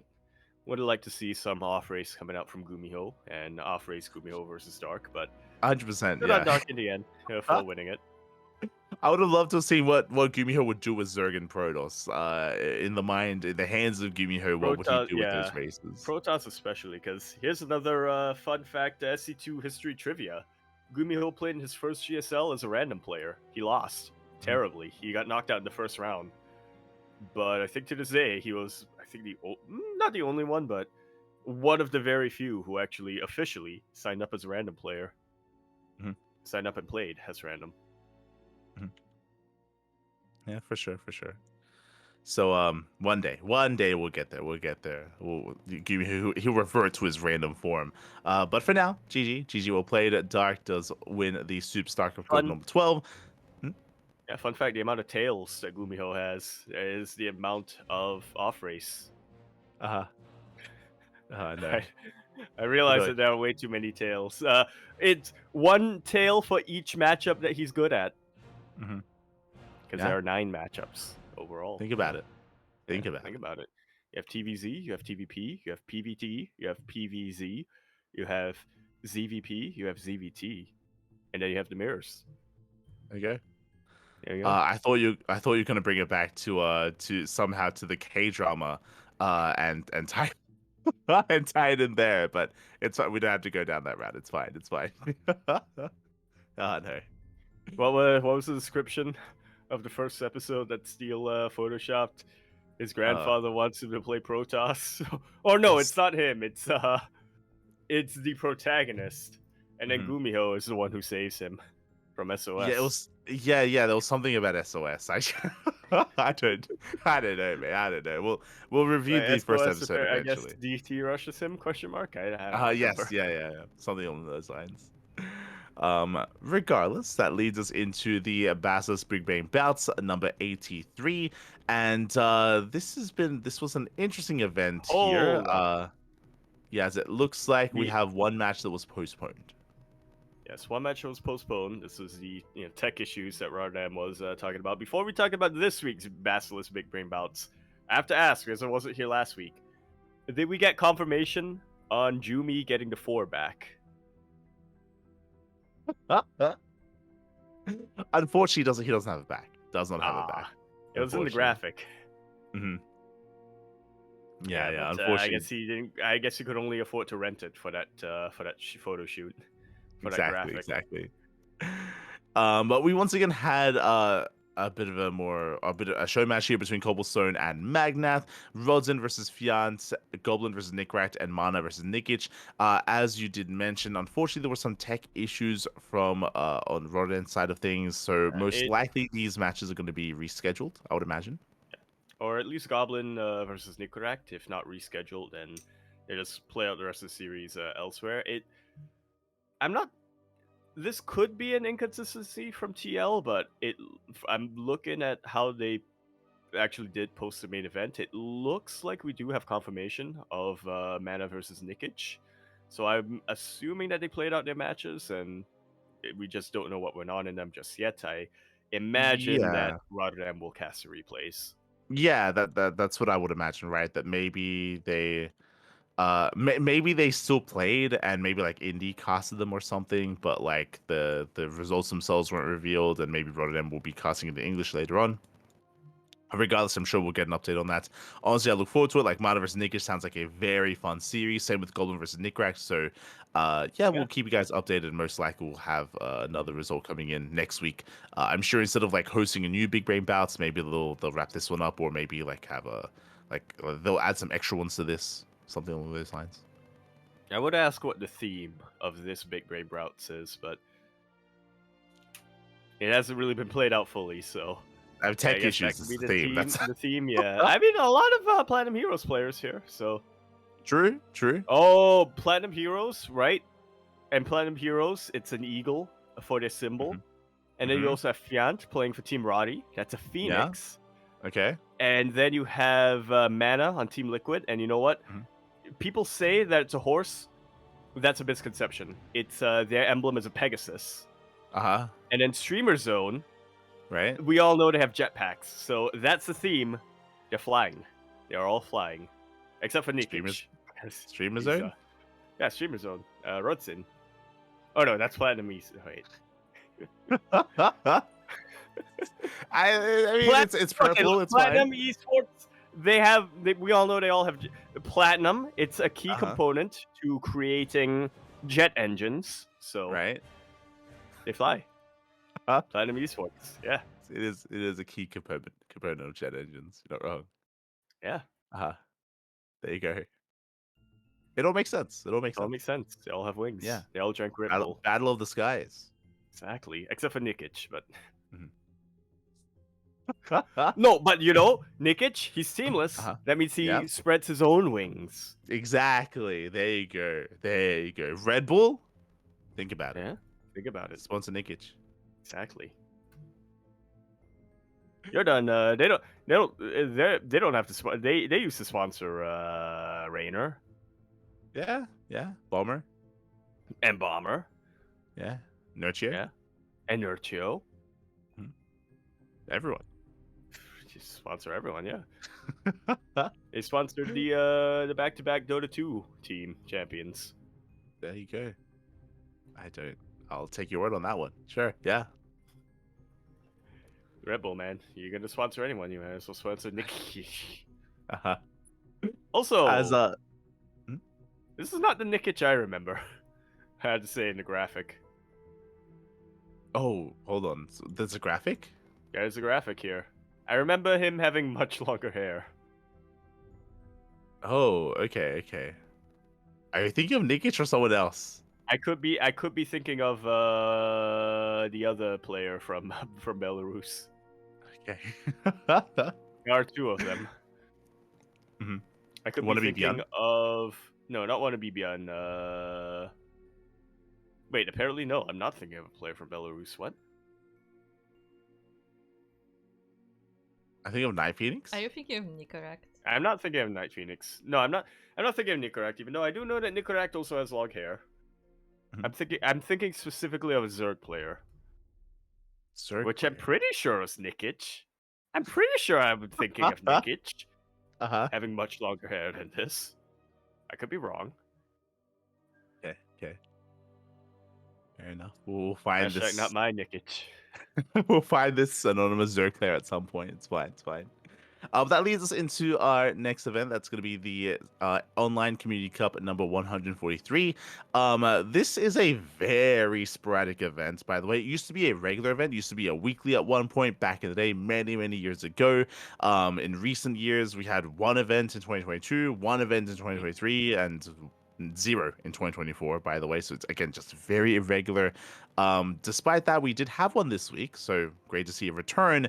And we had once again, a plethora of PvPs coming into the bracket. Shout out to Nickrak. Yo, Funada, whoever seeded this bracket, they had Nickrak play against Baby Marine in the first round. Like, mate, what's going on? Like, spread out the Terrans, Pappy. Spread them out. Oh my god. Meanwhile, pay no attention to Rainer slipping a check in the in the organizer's seed in the seeder's pocket. No. True, true. Wanted to make his brother suffer. But yeah, Nick Ratchy was able to perform well, went all the way to the semis. Meanwhile, Christiana popping off took down Harstem, by the way. Harstem, the captain himself, did fall to Christiana. He got tuned. Yeah, they get cupped. And Christiana would bring him down. Took down Nick Ratchy and then went up against Jimmy in the finals. Yeah, shout out to Jumi for making it through the gauntlet of PvP, but also facing Percival in the first round, so a little bit of PvT action going on there as well. In the end, though, Christiana just a bit more experience and a bit more in form that week. Yeah, I've been really impressed with Jimmy recently. I mean, we've been giving him some praise as of late, post breakup with Eva. But Yeah. Jimmy, he has been performing really well, and he toured Geralt, like he toured Shameless. Like these are some really big Protoss players currently, and I would rate them equivalent, if not higher, than Jimmy. So, yeah, really impressive performances so far, at least in the PvP matchup. As you mentioned, Cristiano did bring him down, but Cristiano has been a little bit more on that rise. Regardless, GG, and yeah, really good performance. Yeah.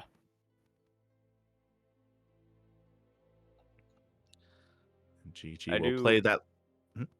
I was gonna say I do appreciate that they also had a bonus raffle, but I feel like I feel like ever since TKL's tournament, I feel like it should be Protoss should be ineligible from the raffles. True. We just want to give some money to Dammy. We just the only Zerg player. Oh no. We'll see. We'll see if the initiative is continued in other tournaments. Speaking of other tournaments, we did have the OC King of the Hill number 199, where we had some interesting results coming into this. First things first, Ooh. we had Christiana. He was able to pop off initially with a very big win streak, taking down some big names. But that was cut short by Cham. Hell yeah, fell to El Campeón.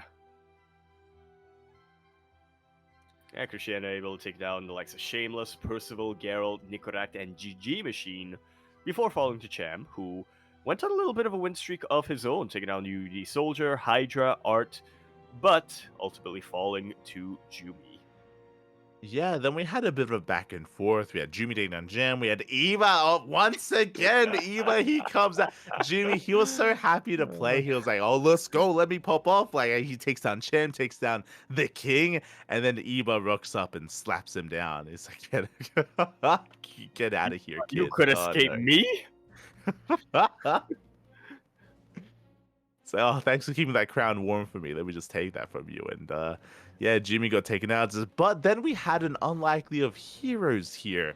Shino, he has been a very active player, especially when it comes to the online tournaments. But I believe this is one of his first OC King of the Hills. He has not been a very active OC member throughout the years, and likewise hasn't had the strongest results either, which is why I'm shocked to see him take down Eva, Baby Marine, and Mixu. Yeah, of e- some big names of each race here. Mhm. Yeah, You very can- well. Very well done here from a player who I was not familiar with myself, and yeah. like I said, just a very unlikely hero coming in here. Mhm. An Yeah, unlikely 100. hero because he took out Eva, so Yeah, yeah, like big shout to who Shino. is always the villain. Yeah, I mean, like up and coming Zerg players are a rare sight nowadays, most of them Protoss. So, great to see Well, Shino getting success. Getting success. yeah, when we say up and coming, Shino's been around for a True, while, but yeah, true, hasn't true. really had that breakthrough performance yet. Hasn't really Mhm. had a big ESL Masters result or anything like that. ESL Masters EU, I mean. So yeah, taking out Iba, Baby Marine, and Mixu. If he continues on, and continues practicing and continues competing, I can definitely see him becoming one of the rising names. Mhm. Yeah, we'll see if that trend continues. In the end, he was knocked down by Skillus, but I mean, it's it's Nikita. I It's mean, Nikita, so yeah. yes, Skillus, the heavy favorite, did come out as the reigning king of the hill, with the final spots, and is going to be invited into the next event. So best of luck to Skillus. Congratulations, of course, to Cristiano, Cham, and Shino for their. Of course, big win streaks. That leads us into the OC Season 12 Championship, to the lower bracket round two, which did conclude. We had, again, a lot of best of fives, taking place here, and we had some crazy results coming in. It looks like there was a bit of a misreport, but Nick Rat versus Wayne went to the ace match. Did go to the ace match, and Nick Rat, with a big upset, took Wayne down. Like, coming into that, Wayne, I would say, was the heavy Ooh. favorite. Yeah, Wayne, who just just coming off the back of winning Fire Girl Cup and doing really well for himself in a lot of regional and CIS events. Yeah, loses to Nicoract 3-2 in a very close series. I would not have expected it to go down any other way, or the score at least. I would not have expected it to go down any other way, but I would have expected Wayne to edge it out. So it Mhm. really shows how much better Nicoract has been improving in that TVZ matchup. 100%, 100%. So big win there for Nickrat. Scrolling down, we had Solar. Solar takes down Rebellion 3-0. Which is a little bit more expected. We had Mana taking down MinoVK, which is Oh, expected, but not the scoreline because it went all the way to the ace match. yeah, I've been saying this for quite a while, man. He's getting his second win, his midlife win. He's been doing really well for himself in these past couple of months. But I would have expected him to win, but I would not have expected Mindle VK to have taken him all the way to the ace match. Yeah, Mindle, he's been active once again. He's been getting some really good results as of late. So it's great to see Mindle VK not just taking like a role as a content creator, a streamer, caster, tournament organizer, but as also a player. So yeah, really, really good results out of Mindle VK. He's knocked out of the tournament, but he went down swinging. Yeah, swinging at one of the more storied players in this bracket. For sure, for sure. That leads us into Knife East versus Honmono. Honmono, he cheesed every game. He, Yeah, but the, uh, if I had to guess, this entire series probably lasted 10 minutes long. he pulled the boys every game. Every Every single. single time. Let's go. And Night Phoenix, he weathered the storm. It's one of those things where Homeowner has a reputation, and Night Phoenix has plenty of experience with Homeowner when it comes to the online tournaments. So Night Phoenix, he just played very safely. Very safe play at a Night Phoenix, very defensive. Did take it in the end. That leads us into Spirit. Spirit takes down Young Yakov 3-0. Dominant performance there by Ooh. Spirit. Again, he is a heavy hitter, not just in StarCraft Evolution, but in SC2 as well. I mean, the score itself, I think, Hmm. is a bit of an upset. I would have Mhm. expected Spirit to win, but I would have at least expected Young Yakov to be able to take a map. But Mhm. yeah, Spirit, man, I guess he was just really informed that day. Oh yeah. Yeah, Spirit, he was in form. Getting his revenge for what happened at the House Galactic Battle. If you remember, he did Right. not make it to the finals of that event. Got knocked out a little bit earlier. So, venting his Not by frustrations. young Uh, Yakov though. He no, did get true, knocked out by true. Zerg, but not young Yakov. uh, he's he was innocent, Pappy. Leave him alone. But it does bring Young Yakov down. Heading on over, that leads us to Creator versus Mixu. Creator takes the 3-0 over Mixu. Again, Creator, he is Ooh. back. He is in form. He's back from the mountains, back from Japan. Again, a really rough opponent there for Mixu. But again, Mixu, he was able to hold his own for a time. Fun fact, there was actually a lot of Glaive Adepts in that series, a lot of Glaive Adept builds. And what was interesting was that Mixu, he would survive and actually defend quite well against the Glaive Adepts, and then it's the follow-up that would catch him off guard, whether it was like an Well, Immortal-based all-in or a Stalker follow-up. I imagine he was forced to either rebuild his drones or not build as many drones as he would like. So, Mhm. yeah, that definitely makes sense. Your Glaive Adepts, even if you're not getting too much damage, can still work in your favor if you're forcing a Zerg opponent to spend your larva on units that aren't going to be too useful later down the line. For sure, for sure. So Creator takes a win there. Meanwhile, we had a big upset, by the way. We were chronicling the return of Arrowfire, and we were already impressed that Arrowfire took down Jumi in the previous round. As a reminder, Arrowfire, he had, pseudo retired for 2024. He only recently came back, joining Alien Esports. And with that joining of the new team, he takes down Classic in a best of 5. Wow, absolutely huge upset. Classic, I would say, is one of the heavy favorites coming into this entire tournament, and definitely in the Mhm. lower bracket as well. I would have pegged him to be the heavy favorite, but now he's out. Now he is out, and he got defeated by Fire of all players. And suddenly, we have to say, as of course Nightmare took down Shameless 3-1, Nightmare also making his return.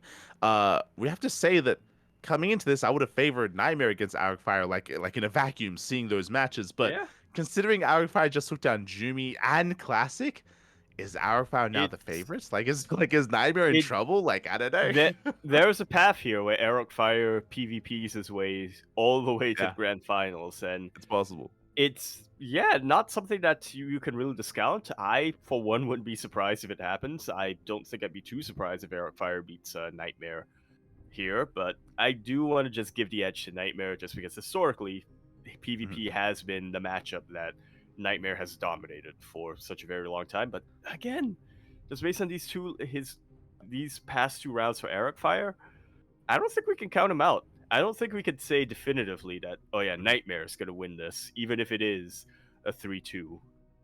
100%, 100%. So, I mean, I think regardless of what happens here, I hope Alfire is able to, walk away with his head held high as he has achieved so much in this tournament already, like some crazy results. But he might not be done. We could see another crazy result coming in as well. Yeah. And who's after? It will be either Geralt or Christianer in that next round, Mhm. I think. No, Hero or Skills in that next round. Yeah, more Protoss. So, yeah, Easy. best of luck. Best of luck there to Arifai and to all the other competitors, of course, coming into lower bracket round 3 and also upper bracket round 3 as well. That leads us into our weekly open cups as we are nearing the end. So we have all of our open tournaments coming up next. Up first, we have the Sparkling Tunic Cup number 78. Yes, I think I was asleep with this one. Mhm. I think this is around the time that you were that you were recovering. It's all good. It's all good. But yeah, we did have a massive bracket, by the way. I think the largest bracket we've ever had for Sparkling Tuna Cup. We had a full round of 32, and I think even maybe a couple of players beyond that as well, all facing off here in Sparkling Tuna Cup. And we had some of our regulars having some deep runs here. Shout out to Mino VK. Mino VK took down Rodzen 2-1. Trigger had a deep run, making it all the way to the finals, mainly off of his PvP. Took down Shameless. Shameless did fall. And likewise, at the lower part of the bracket, we had Jumi popping off as well. Yeah, Jumi and Trigger, grand finals. That Mhm. I couldn't have asked for a better PvP. I think the only thing I would have wanted out of this tournament was, unfortunately, Homono he denied the Iba Jumi rematch. They were they were destined to Ah, face, and Iba he was denied that. Likewise, shout out to Sebestis. Sebestis he actually had a crazy result. If you look at the round of 16, he actually took down Geralt. I would have favored oh. Geralt to make a deep run here, but he went down a lot earlier in the tournament. Yeah, he took out Geralt, and then he took a map off of Jumi as well. That's some really impressive work coming out here from Sibedes. Oh yeah, for sure, for sure. So shout out to, of course, Sebestis, Jimmy, and of course Trigger for winning the entire event.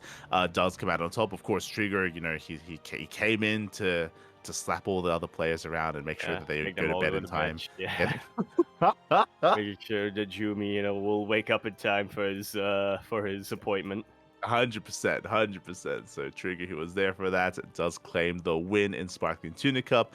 That leads us into the Hub Cup number 5, which again is kind of a new replacement European event. At a bit of a more European-friendly time zone. Looks like we have changed the format a little bit, though, if I'm not mistaken. Yes, so in the previous Hub Cups, it was double elimination, but looks like they've gotten some feedback. My biggest criticism was because of double elimination, it was a very long event. I think a lot of the players were getting fatigued. This time, single elimination instead. Yeah, and they have the players for it, so it makes Hmm. sense. Oh yeah, Nice yeah. to, yeah, I was just gonna say, nice to see Showtime participating here, making it all the way to the semifinals, but does get taken out by Max Pax in the end. Max Pax went on to face Clem in the age-old grand finals that we've all come used to, but yeah, this time Clem actually dominating a little bit more one-sided on the side of Clem. Yeah, 3-0 in favor of Clem. Big win there for Clem. I do want to give a shout out though to Jumi and Showtime because they both did take maps off of Max Packs. Jumi went to the ace match against Max Packs and Showtime took a map as well. So nice performances from those two players. Outside of that, any other results that stand out? I would say Milky Cow versus Geralt. Again, Milky Cow, he has Oh, been true. returning and he has been rising up when it comes to skill. I would still favor Geralt though. So yeah, Geralt having a bit of a harder time in some of these tournaments. Yeah, a little bit tougher for him this week, but Hmm. I'm sure it won't be long before he gets a couple of Geralts in him and is Yeah, back on that winning grind. he just needs some of that Pepsi. Just Yeah. oh no. This has to be topped up once again, as that leads us into the Wardy TV Monday number 21. Once again, we get that Clem versus Max Pax rematch from the Hub Cup this time, where history repeats itself. Clem once again takes the win, but this time we did have more competition in the finals. Even in the lead up to the finals, Classic did force Clem to the ace match. It was a very clutch series, and Max Pax likewise forcing Clem to the ace match in the finals as well. Well, I'm playing too much Protoss, it seems. Or not enough. Or none. Yeah. No. As yeah, was able to take down a Classic and Max Ooh. Max, a Dark as well, of course, a dominant performance there. We had Skills going to the ace. Honestly, Skills looked really good. He looked really good against Dark. Skills, his PVZ has been improving so much here over the past couple of months. It's been really coming to fruition here in these results. Yeah, great results here out of Skills, taking the map off of Dark and also beating Geralt once Mhm. again in that round of 16. Shout out as well to Creator, actually beating Gumiho 2-1. Yeah, Creator he pops off against Gumiho, knocks him out. We had Nice, by the way, the return of Nice, True. taking a map off of Hero. Yeah. Let's go.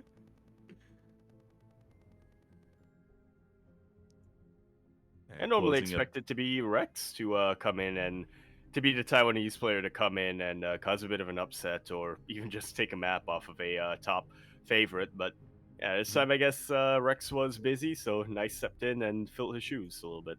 Yeah. I think what's impressive is that again, Nice he's Ooh, retired. Like he announced his retirement a while yeah. ago.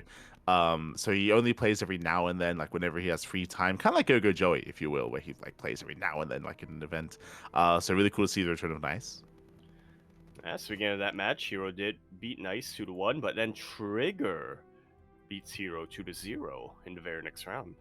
Yeah, I mean, Trigger, he's had some crazy PvP. Did fall to max packs, but Trigger, his PvP has been looking insane as of late. This is actually not the first time that Trigger's beaten Hero in the past month. Like, he's been getting like a solid record, at least against other Korean Protosses. So, yeah, Trigger, he's not one to be taken lightly. He 2-0'd Cure. Like, let's not gloss over that, mate. Like, mate, Trigger, he's whipping all the players. Yeah, waking all of them up. Ah, let's go. So GG well played. That leads us into the Monday night weeklies. Again, that a big shout out to TKL for running this event. This is where there is a bonus Mhm. prize for the highest ranking Zerg player. And this And week it actually went to a Korean, not a European. It was last week that it went to a laser, this time to 3 Point. yeah, once again, we actually have a winner this time, so no ties. Mhm. Whenever there is a tie, I believe they just add the bonus to the next week's bonus, and this time that was 1 3 point, making it all the way to the lower bracket quarterfinals, being the top placing Zerg player of the evening. Yeah, he was able to take down Nikic and Skillis to make it that far. So big win there. Those are best of ones though. So again, there's a lot of chaos, I'm sure, ensuing in that lower bracket format. So congratulations to What 3 Point. Mhm. what I like about this bracket is 3 point versus Nikic were fighting for the bonus, essentially. True. Yeah. Whoever won there would have been the one to win the bonus. 3 exactly. point after Exactly. beating Nikic also went on to beat Skillis, so yeah, pretty well deserved, but yeah, I like that that was what they were fighting for at that point. 100%. 100%. Now, there is a player missing here, which is surprising considering that this is more of a European friendly tournament. You say Clem. that, Uh, but we know that he's a bit of a degen. True, true. Clem, he made it to the finals. Clem, he was being whipped by Trigger earlier to actually go to sleep to actually fix his schedule. Someone that was not was Max Pax. Max Pax nowhere to be found. Instead, did Well, get some rest for this tournament. Didn't compete. you're not allowed to whip royalty, though, I think. True, true. Yeah, not allowed to. Or Very, I think very maybe he detailed. can because he's a. I think maybe Trigger can because he's not Danish. Huh. If you're not a citizen, you're not allowed to, I think. There you go. There you go. Or no, if you're So, a citizen, you're not allowed to, but if you're not, mhm. There you go. But congratulations to Clem. We did have a back and forth series with Hero because in the upper bracket finals and in the grand finals, both times ace match. Both times did go to the ace match. So Hero put up a strong fight. In the end, though, he did fall to Clem twice, and Clem champion once again. yeah. He took it, and then he followed Trigger's instructions. He followed the whipping and went straight to bed after this. I'm sure he did. And that leads us, I mean, we have confirmation because that leads us into the Pigostar Monday, and Clem was nowhere to be found this week. Clem, I'm sure, did go to bed, and instead we had Hero staying up. Hero was the DJ, and I just realized we rarely see Hero in the Monday Night Weeklies. He was there, and he stayed up to play in this as well. Crazy. Yeah, he knew he was. He knew making it all the way to the finals was a good sign for him. So he just decided to degen it up a little bit. He knew that Clem wouldn't be here this time, and as a result, was able to win, beating Gerald in those grand finals. Gerald actually doing pretty good this time. Yeah, if you recall, we were talking about I did mention I was trying to praise Geralt for his performance against sorry, I was praising skills against his performance against Dark, but Geralt, he popped up against Solar. I remember casting this and it was like, okay, Solar and Hero, they're the top two seeds, top two seeds of the bracket. They're supposed to face off, but no, Geralt, he denies that. He shuts Solar down. We spoke earlier, if you remember, about that villain arc that Solar was heading into, and it looks like he's still there. Like, God, he's still He like just hasn't hit rock bottom yet. he's getting there though. He's That's the problem. oh no. As he's knocked out by Geralt, a big win there, and in the end, Hero does claim it.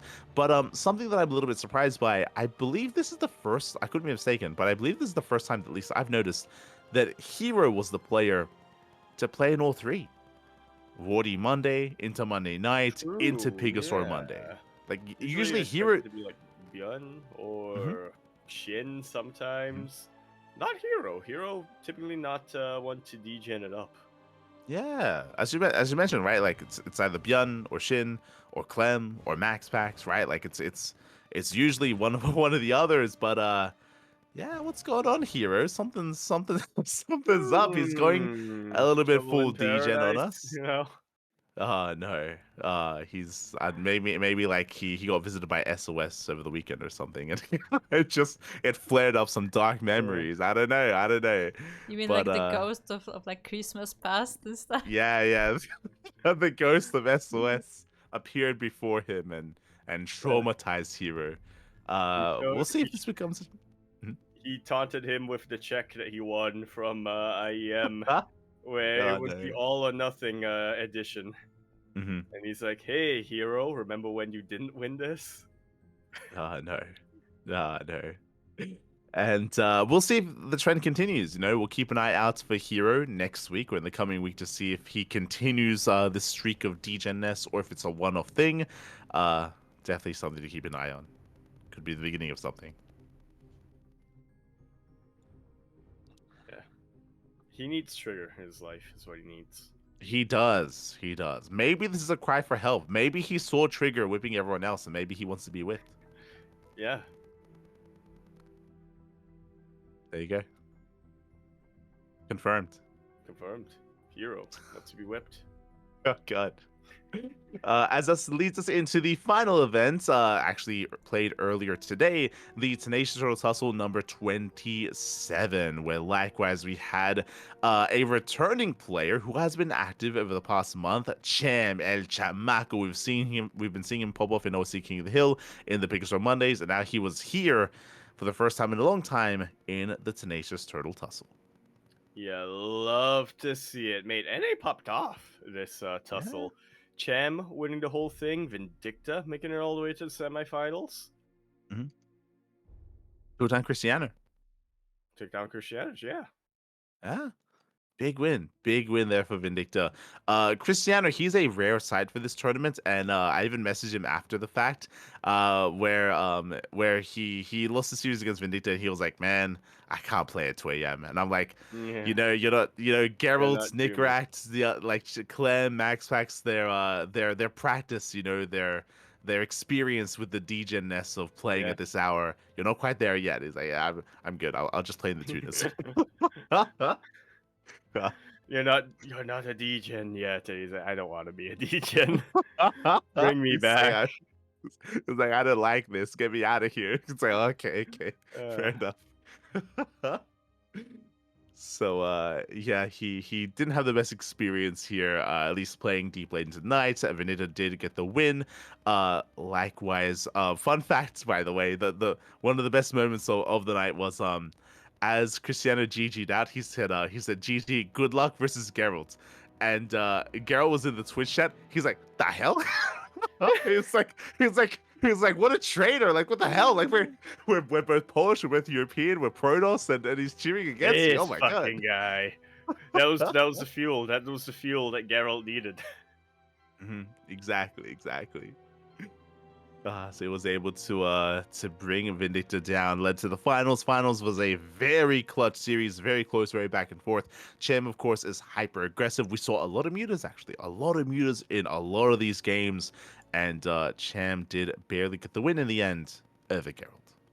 Geralt has to have played against Sham, right? In OSC events in the past. I'm sure they I have to have, but imagine they faced. Mhm. Yeah, I think recently they played in in OC King of the Hills, but there's the best of ones, right? There's the best of ones. So Yeah. I don't know how much Cham has been really experiencing much of. Sorry, Garros has been really experiencing much of Cham. Likewise, you mentioned how Cham has been very inactive as of late. It was only like this year where he's been ramping it up again. So yeah, it was definitely a new experience, I'm sure, and it was a lot of fun seeing Cham again. Yeah. Has a very unique style. I'm sure he's still gearing up for his rematch against Micah. hmm Oh yeah. I'm sure he is. So I'm sure we'll be able to host that again one day. Maybe. Maybe in Age of Empires We need or to Zero get them Space. in the RTS Mhm. triathlon. Ah, there you go. There you go. You know, it's like how Evo has multiple different titles, multiple Hmm. different fighting games, and most people who compete in them compete in multiple titles. We need that for RTS.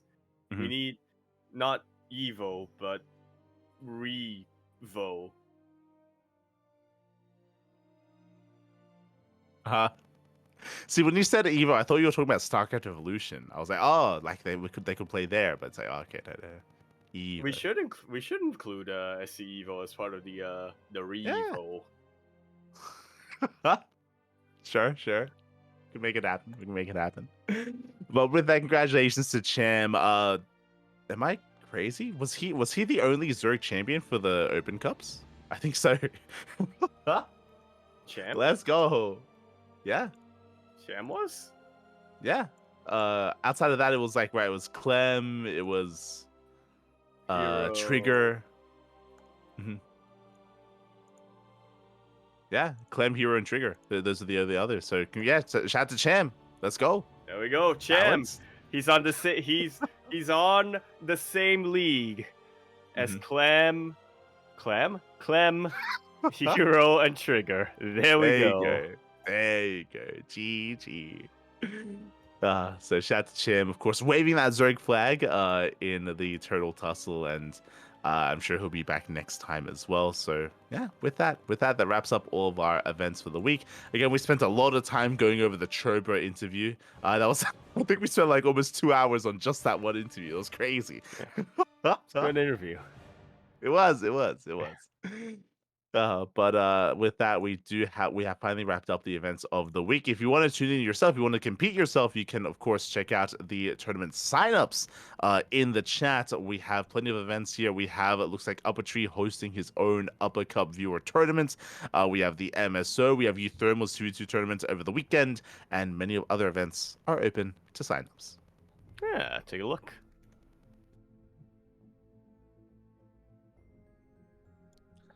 So do check out those signups. Likewise, if you want to help support our tournaments like the Sparkling Tuna Cup or MSO and SDO as well, then you can check out our Patreon. Check out our Patreon. Again, all the money that we make there goes straight towards the tournaments that we host and the tournaments that we run, so you can help support us there if you wish.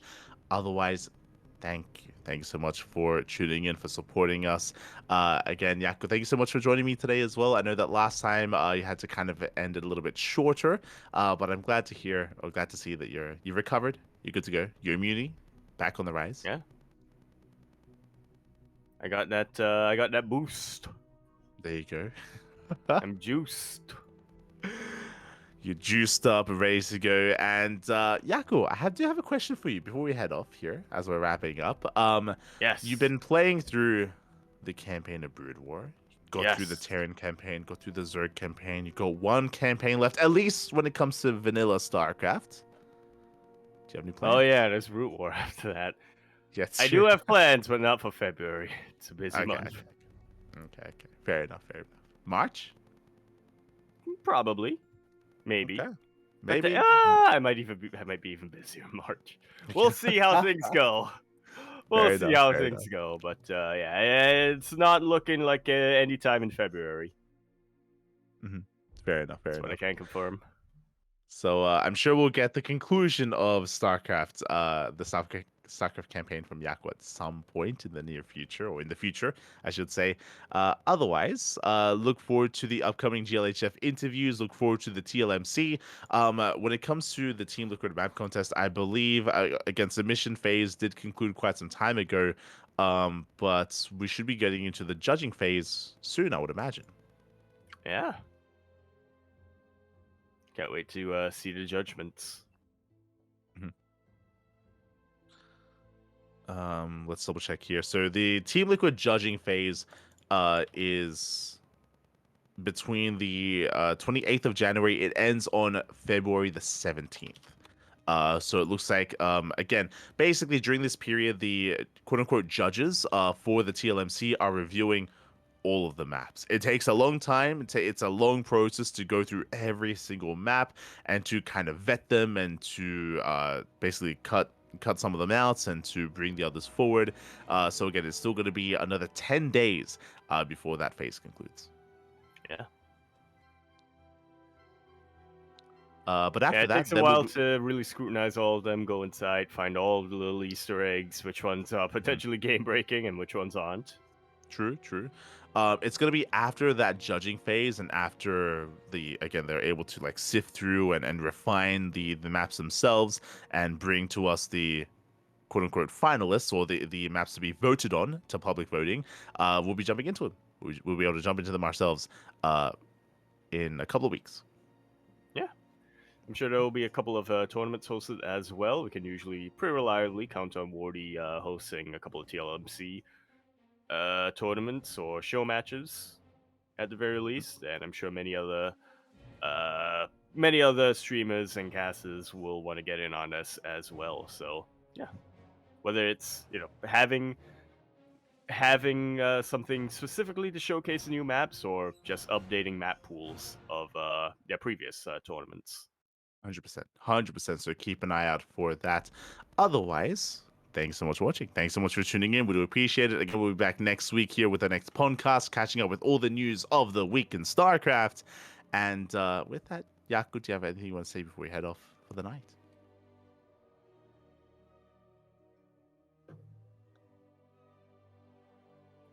I want people to know that I tried to trick Light before coming on to before we went live. I tried tricking Light into thinking I was Kuro, but it didn't work.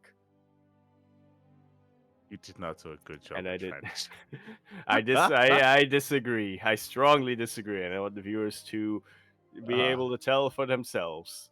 okay. With that, thanks for watching, everyone. Thanks for tuning Mm-hmm. in. Our next broadcast is going to be in 10 and a half hours with a Lima League with the winter final. So do tune into that.